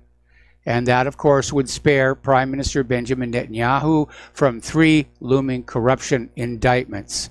So if this law passes, elected officials cannot be charged with a criminal offense unless the 120-member Knesset and the Knesset House Committee agree to waive immunity. Should Netanyahu's Likud party secure a coalition and outnumber its rivals, the measure basically puts them above the law for as long as they serve in government. That's a bad way to run a country. And the Israeli government has now retracted its claim that 2 journalists led a riot in Nabi Salah in 2015 and that their beating by soldiers was justified. Well, the journalists had sued, and of course the defense of Israel was, well, they were leading the riot. Israel has now been forced to admit they were not rioters. It was part of a compromise where these journalists are only getting a fraction of the damages initially sought. Okay, let's see. We're going to take a phone call. Ken in Illinois. Aloha. Welcome to the show. What's on your mind? Jim from Illinois. It's what? Chicago. Jim from Chicago. Okay, Jim from Chicago, what's on your mind? Michael, I just turned the program on. Have you talked about Donald Trump wanting to, going to pardon those soldiers that committed war crimes? Have you heard about that? I have not heard about that at all. But at this point, it wouldn't surprise me. Yeah, because one of the guys, he's a naval SEAL, and even his commander and his fellow naval SEALs, they said this guy really needs to be court-martialed and sent to prison because apparently he shot and killed over 10 civilians, including men and women. And this other guy, he was court-martialed and sent to prison for urinating on corpses of the Afghan soldiers that were killed in a battle. And there's another guy, I think he was accused of killing a woman and her son in Afghanistan, and Trump wants to pardon all these guys, and the military are very upset about that. Yeah, I'm looking at an article about it right now. He hasn't, apparently he's going to do it on Memorial Day. Monday, and yeah, the military brass are saying, no, this is not good. So how do you feel about it, and why do you think he's doing it? He's doing it so he can act presidential. I think it's very ill-considered. I mean, there are people who deserve pardons, like, well, for example, Leonard Peltier. Right. And for Trump to pardon these military people whose own comrades are saying what they did was reprehensible. Again, looking at the optics, it just, you ask, why? Why is he doing it? I understand the guy does some crazy things, but I don't understand this one at all. I mean, the military's not happy about it. People like myself and you are not happy about it. What are you gaining from this? I don't know. This may be something that he got from Bolton or Pompeo, who seem to have Trump wrapped around their little finger. And the Secretary of State, he was in the military. He graduated from West Point. So I don't get it. I'm really scratching my head about this. You know, it's basically beyond immoral. It is. Well, He's basically rubber stamping war crimes. Maybe that's the whole point of this, is he's sending a message to the troops out in the world. Go ahead and do whatever you're going to do. Forget about the Geneva Convention. Forget about international law. because, you know, as soon as I get you back home, you're all going to be pardoned. Of course, if we lose the war and these soldiers wind up in a military tribunal in other countries, it's going to be a completely different story. Right, and you might be right, because timing is everything. So, Michael, you take care. All right, thanks an awful lot. We're going to let you go. The phone lines are now open. So getting on back to Israel, there's another article, this is out of Middle East Monitor, denouncing Germany's decision to equate BDS with anti-Semitism as immoral. And they're saying it violates international law, international legitimacy, and it violates freedom of speech and expression. It violates the right of people to support the oppressed around the world. Now, yesterday we had that article that said that maybe the reason Germany did this is they're still suffering from Holocaust guilt. And that is absolute nonsense. Of course, Israel keeps pushing that. You know, you're all guilty for what happened before you were born. But it's utter nonsense. It is complete and utter nonsense. I refuse to accept responsibility for things that happened before I was born. I refuse to accept responsibility for anything that happens outside my direct control. And that's the way all modern Germans ought to be thinking about this. But what the German government has done, boy, it's almost like they're slipping back to the days of the Third Reich. You know, you will not say this, you will not say that. We'll burn the books. Up in Canada, there's a lawsuit going on. Basically, the Canadian laws allow liquor stores across Canada to have wines that are made and manufactured in the illegal Israeli settlements in the occupied West Bank. They're allowed to be labeled product of Israel. And so David Kattenberg, a Jewish Canadian activist based in Winnipeg, has applied to the Federal Court of Canada for an order declaring unlawful the Canadian Food Inspection Agency's directive, and saying that if it comes from the illegal settlements, it should be labeled Project of Palestine or Project of the West Bank. And by allowing the wine to be labeled Product of Israel, it's basically an endorsement of Israel's annexation of the settlements. All right, let's get into the economic news here. I'm going to start with this article. Actually, it's a YouTube video, and you may want to hunt it down on the whatreallyhappened.com page. Why the U.S. has no high-speed rail. And we're looking at all these other countries who are developing these amazing trains that are just whizzing along on their magnets, like the maglev they've got in Shanghai, 200, 300 miles an hour. And everyone says, why doesn't the United States have that? Well, in a lot of ways, we've allowed our rail structure to deteriorate, and except for cargo capacity, there's not much passenger train use in the United States compared to, for example, Europe. And a lot of that goes back to economics, where following the end of World War II and this flood of soldiers coming back to the United States, the automobile makers saw an opportunity to sell a lot of cars. The tire companies saw an opportunity to sell a lot of tires. And there was this push into the automobile economy, and it worked very, very well, to the point where American cars were considered the best in the world and were sought after. But along the way, rail travel was de-emphasized in order to basically build the market for citizens to have their own cars. Now, I'll be very honest, I like driving my own car, but having experienced the rail systems in Europe, it's an alternate way to go. And if your rail systems are integrated into the cities properly, they can work effectively. Munich comes to mind as one example. Sydney, Australia is a very good one. New York, they've done a good job. Yes, there's unfortunately a lot of dirt and crime and stuff down in the cars, but in terms of getting from point A to point B, it really works. Standing in sharp contrast, I'm afraid, our yet to be completed light rail system here in Oahu it's basically going to go from 2 business centers and a couple of shopping malls. But that's why we don't have the high-speed rail, and it looks like the attempt to build one in California is stumbling rather badly. And the money just pours on in and nothing gets done, which is becoming a hallmark of the American system these days. Apparently, the St. Louis Federal Reserve is promoting still more free money for the banks to keep them liquid, to keep them interested in buying treasuries, and they don't want to have to report those numbers to the public.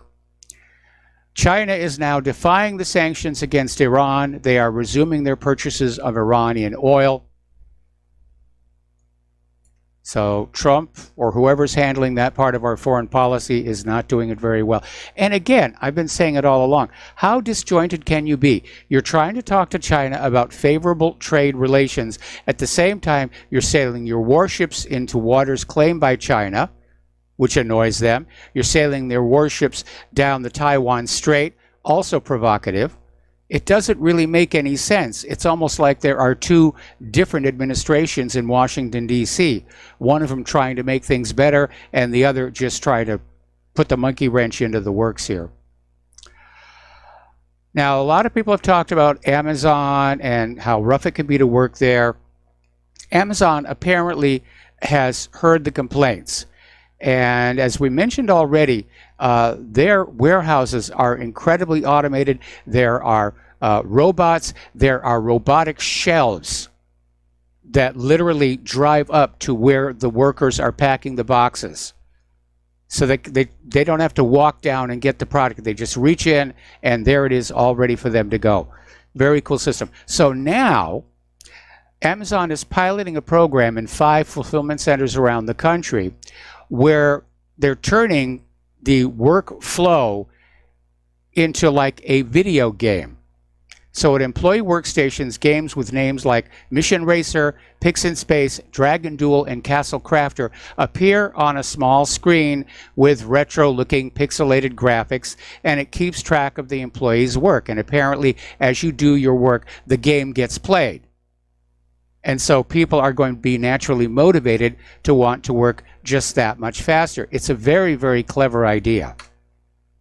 And I think it could actually work. And the reason I say that, do you remember the original Battlestar Galactica, the first one, back in 19... I got to work on that.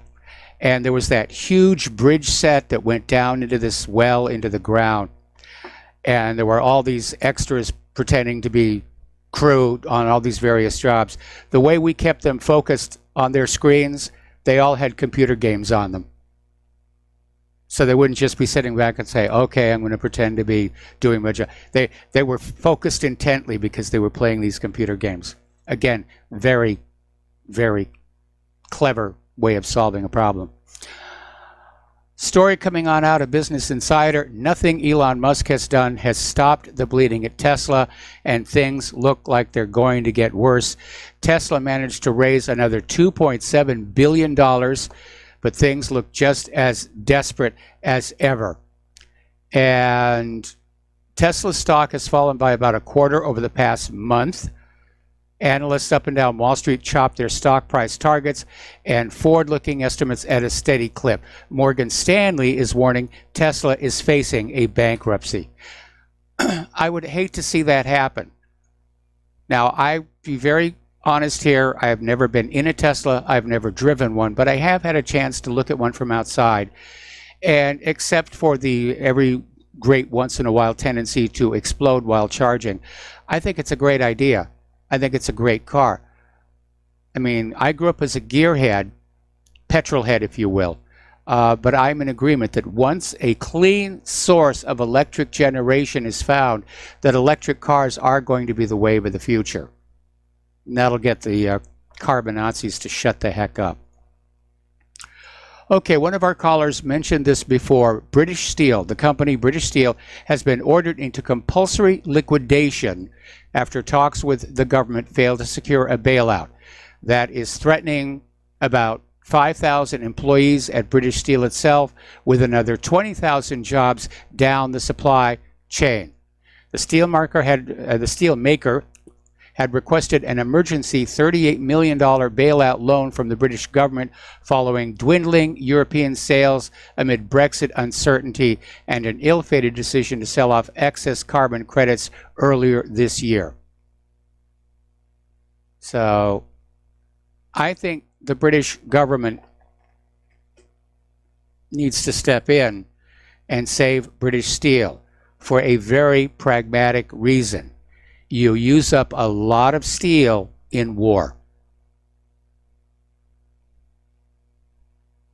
So now Microsoft hasn't said a word so far about Huawei's ban in the US, but it has gone ahead and removed Huawei laptops from the Microsoft online stores. Now, Huawei laptops are still being sold in physical Microsoft stores that still have the computers in stock, but apparently they're not going to be renewed. Microsoft has made no official statement about this yet. Over at the Home Depot, and it's one of my favorite places to go, they have a marvelous tool department, and they have been getting into the business of tool rentals, because a lot of people, home improvement professionals, tend to rent their tools. 90% of professional home improvement people rent their tools. Only a few years ago, only 10% rented from Home Depot. So Home Depot CEO Craig Minier is saying that number has improved to 25%, but there is an opportunity for further growth. Yeah, it makes a lot of sense. Why buy yourself a circular saw that you're going to use for one project and then it sits in the garage rusting for the next several years? I think it's a very, very good idea. A lot of people still talking about the U.S. farm bailout again. They're asking for $20 billion or more. Here is where the scandal is breaking. Small farms, family-owned farms, did not get the bailout money. It all went primarily to corporate-owned farming entities. So once again, we're hearing a debate between gold bugs and the paper currency people. And you always hear that thing about, why buy gold? You can't eat gold. Well, you can't eat dollar bills. Well, you can, but there's no nutritional value. Same thing for the euros, bolivars, or all the other paper currencies. Gold holds its value. And if you don't believe me, try exchanging Confederate money, Yugoslavian dinars, Hungarian pengos, Weimar Reichsmarks, or hundreds of other failed currencies for food. You will definitely starve. Yes, you should be buying metals right now. Okay, the retail apocalypse is continuing. Nordstrom has crashed to an 8-year low. We got to take a break for commercials, and we'll be right back. And aloha America, welcome back to our show here. And once again, we are standing before you with our hands outstretched saying, please, sir, can I have some more? I know times are tight for everybody. We're seeing it all around us. It's the reason we're leaving Hawaii. We just can't afford to live here anymore. And so we're getting ready to make that happen. And go someplace where it's cheaper to live. So if you are able, we need your help. The postal address to send a check, money order, or if you prefer anonymity cash, is Republic Broadcasting Network, 2251 Double Creek Drive, number 302, Round Rock, Texas, 78664. The phone number where you can make a debit or credit card donation or pledge to be a recurring subscriber is 800-724-2719, extension 1 during business hours, extension 3 at all other times. And just as I came on back and sat down here, I looked over here at the Fox News feed. What's the banner headline? Assad suspected of using chemical weapons. So they're going to get ready to ramp up in Syria again. At the same time, they're getting ready, apparently, to ramp up in Venezuela. At the same time, they're getting ready to spark off a war with Iran. And it's insane. It's insane. I would love to find a way, maybe if I could find the Elder Wand, to just wrap up all these people in Washington, D.C. who think war is cool and transport them to the front lines. Just drop them on down, and all the mud and the blood and the smoke and the destruction, and say, okay, you still think this is a good idea? Turning to the immigration situation, apparently less than 2 miles of actual wall have been built with the $1.5 billion that Congress appropriated last year for the wall along the Mexican border. And 1.7 miles of fencing, I mean, that's ludicrous. And the idea that it's costing effectively $1 billion a mile for fence, somebody is making a huge profit off of this. It's another racket. It's another bleed of the American taxpayer for something that will be ineffective. Remember, there was that other border wall, was back in, I think, the 1990s, and they budgeted a huge amount of money for 700 miles of border fence, of which only 30 miles got built. But $1 billion per mile, the nation will be bankrupt. Something has gone horribly wrong down there, and somebody needs to go on down there on a fact-finding mission and say, what the heck is costing so much? Let's copy the one that Hungary did. It's proven to be very effective. It's just 2 lines of chain link fence with, a tangle wire on the top, and it's electrified. And it did the trick. And I'm pretty sure they didn't spend $1 billion per mile on that.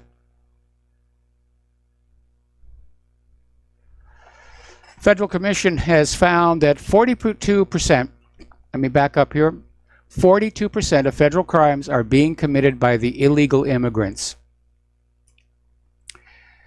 Apparently, new asylum seekers are being forced to wait up to a year in Mexico.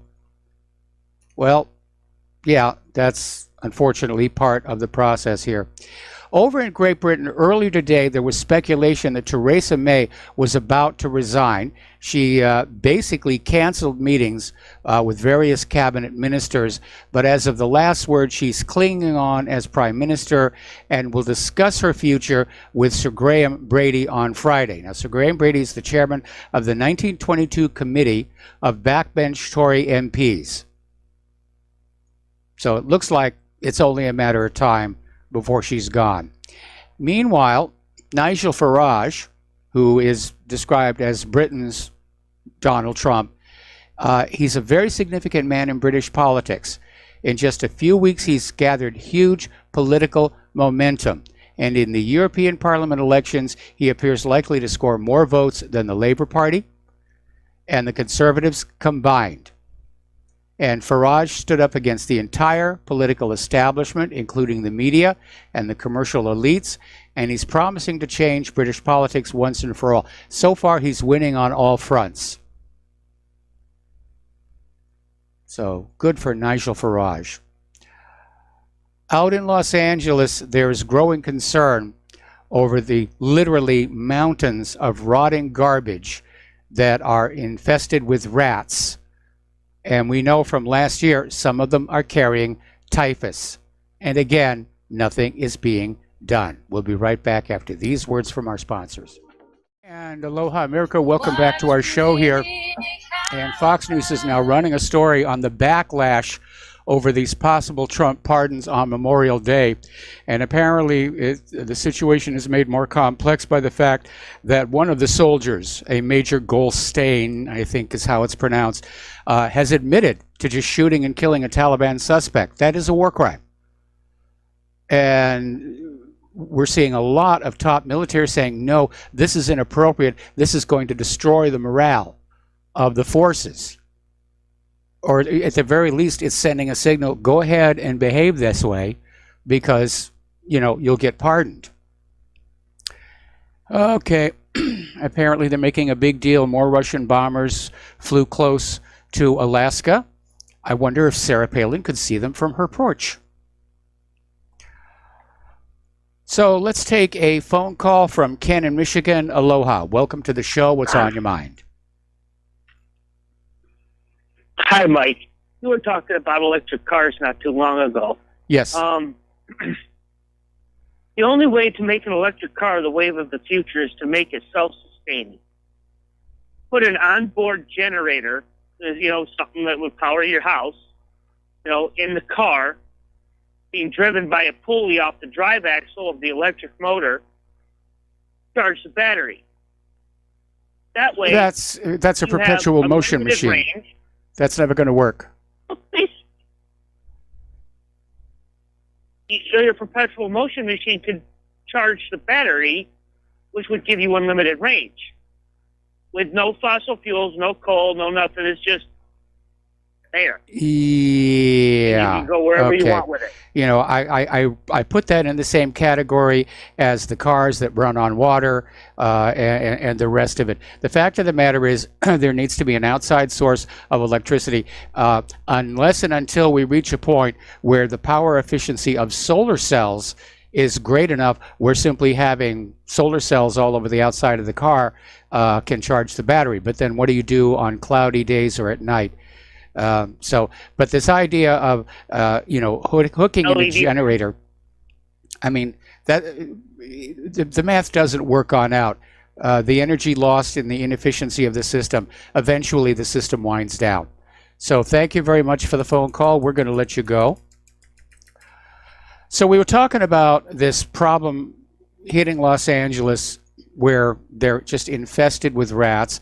And part of the problem, of course, are these piles of uncollected garbage all over the city, which includes a lot of food waste. The trash has apparently been abandoned by the city for lack of funding. And business owners and residents are very angry at the city for allowing the garbage to worsen and threaten their health. And don't forget, it wasn't all that long ago that they had this incident where there was a rat in LA City Hall that drove everybody into a panic. So Los Angeles is the second most rat-infested city in the country. New York is in third place. Chicago is on top. We're number one. We're number one. We're number one. So having learned nothing from the typhus outbreak last year, Los Angeles is risking another Dark Ages plague, because it is known that many of those rats are in fact carrying fleas that in turn carry typhus.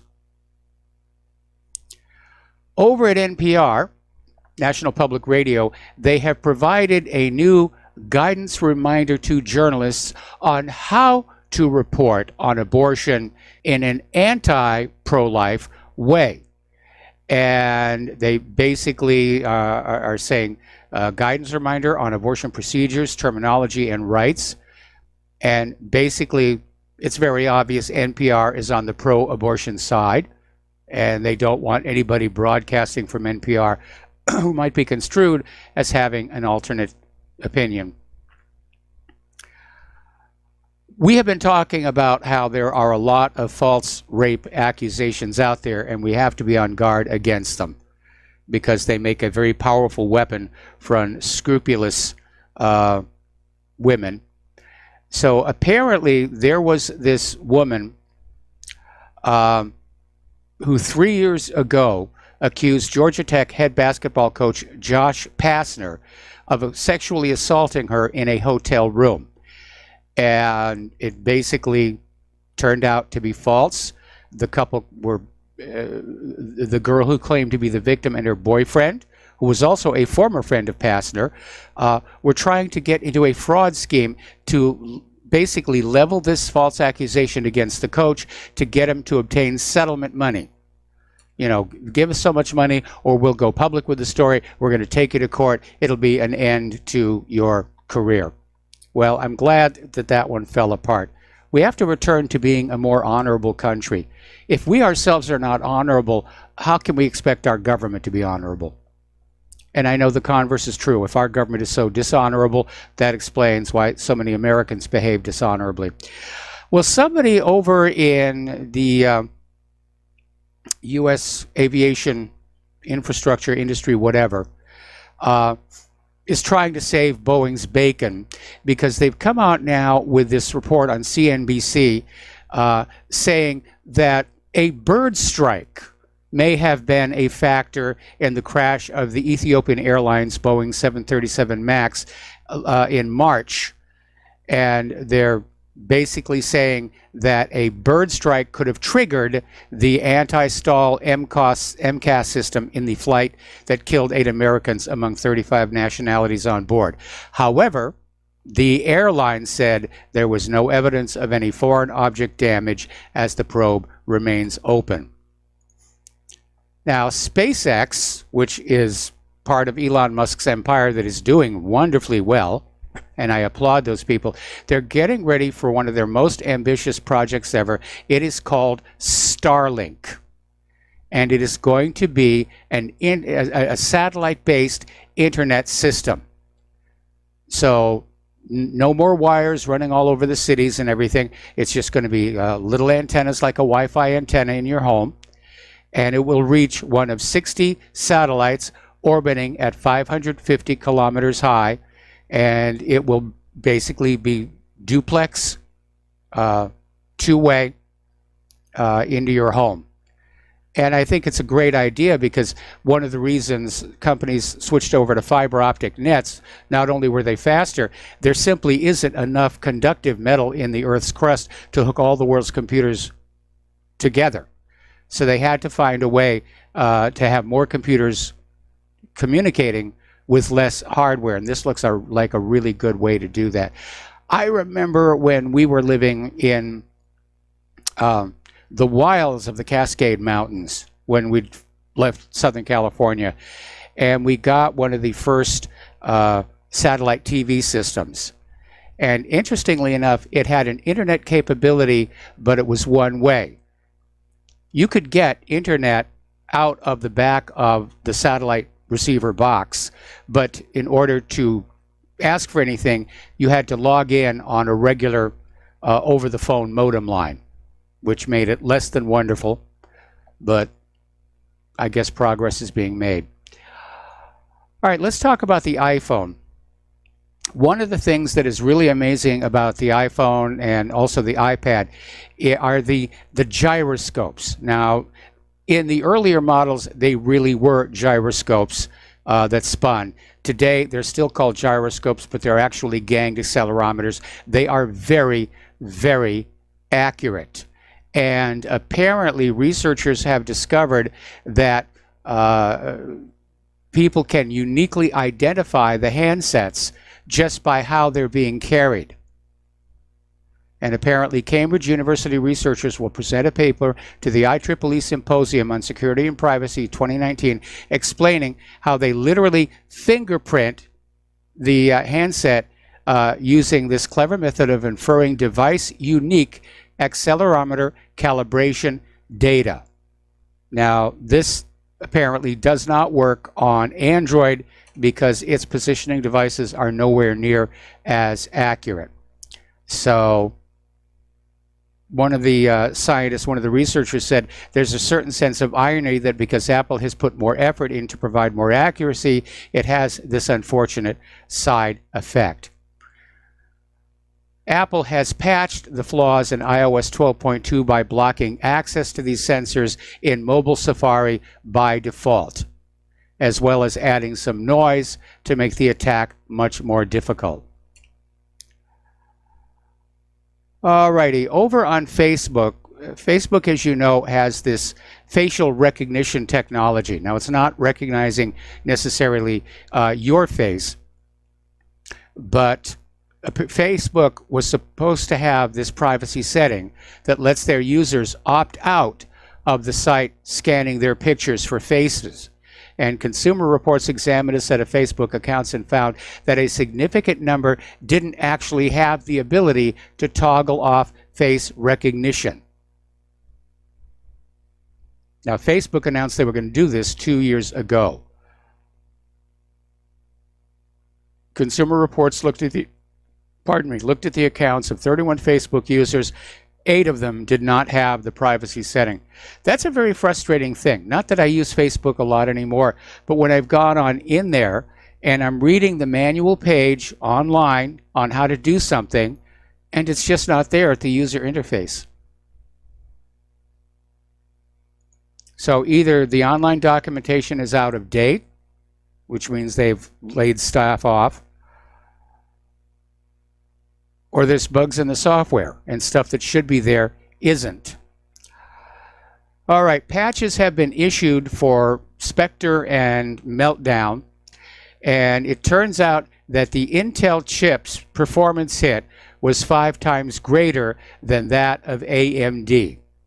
And this has to be very frustrating for people who paid for these high-performance chips, only to have to cripple them with these patches and go back to being just an ordinary computer.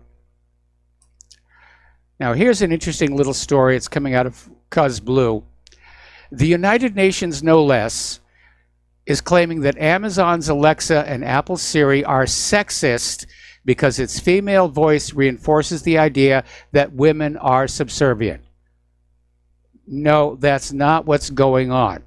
Research into voice reminder systems showed years ago that in a noisy environment, a higher-pitched female voice was heard more clearly than that of a man. And so voice reminder systems tend to have these female voices. And I'm pretty certain that's what Amazon and Apple were thinking about when they chose the voices. Make sure that people can hear what is being said. By the way, if you're in Oklahoma, please keep an eye out the window. That heavy weather is just absolutely continuing. Massive flooding again. We're just not cutting a break, are we? It's almost like there's some deity somewhere that is punishing the United States for waging war on the rest of the world. Cue the music from Twilight Zone. We are seeing more and more scary stories in the corporate media about human-caused global warming. They're changing the words again. Climate disruption. It doesn't really matter. It's out there. They're just pushing the idea. And psychologists are saying that, as a matter of fact, people are becoming traumatized, if not terrorized, by all of this. The people who are believing all these stories, they're developing stress because of it. And so the carbon Nazis have come on back saying that the climate change itself is causing the mental anguish among humans. Seriously. It's not the fault of the propaganda, which it is, because the world is not broiling. I mean, I think about Bill Nye when he was on Last Week Tonight, just out there saying, the earth is on blanking fire. Not very scientific of Bill Nye, the science guy. And of course, that was just a nickname given to him early in his career. One of the pushes of the carbon Nazis is that we stop eating beef, so that we stop growing cattle, so that they stop producing methane, which is also a greenhouse gas. And they're trying to come on with these plant-based meat synthetics. And already there have been issues about labeling on those, whether you can call it a meat product or you have to say, this is a synthetic. So there's a new burger out called the Impossible Burger. It's a plant-based patty. It's supposed to rival the real thing. And apparently they're close to meat in taste and texture, and were produced in a way that would obviate the need for animal factory farms. There's only one problem. The Impossible Burgers are $16, which is a lot in a $5 Whopper world. So I don't think this is going to be a huge success. I'm sure the liberals and carbon Nazis will spend the extra money. Me personally, I'm out of my hamburger eating days anyway. A new study from the University of Eastern Finland shows that a moderately high intake of dietary cholesterol or consumption of up to 1 egg per day is not associated with an elevated risk of stroke. Remember, we were getting that all over the media some years ago. Oh, you can't have eggs. Instead, buy this processed egg that we made and put in this carton at a serious markup. You have to be careful about a lot of these so-called studies. They're there to convince you to stop eating stuff out of nature and eat more of the manufactured food. So Finland is saying eating cholesterol in eggs does not increase the risk of stroke.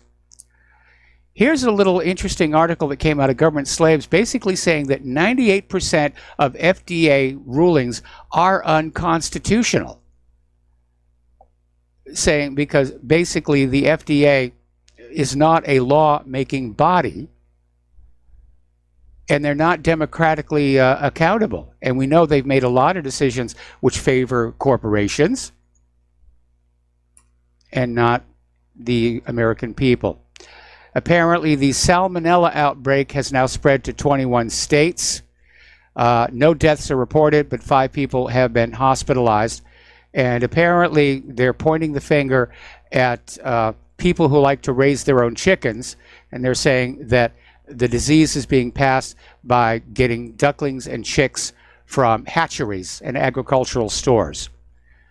So we got to take another break for commercials, and we'll be back with the last segment of our program after these few words. And aloha America, welcome back to our show. Looking at my email, there's an article responding to my comment about Japan having gigabit into the home.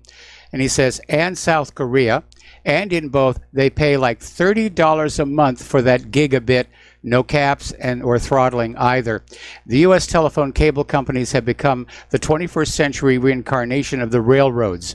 Ones and zeros are the new freight and cargo, and they're controlling all routes and charging you up the rear end to move anything to anywhere.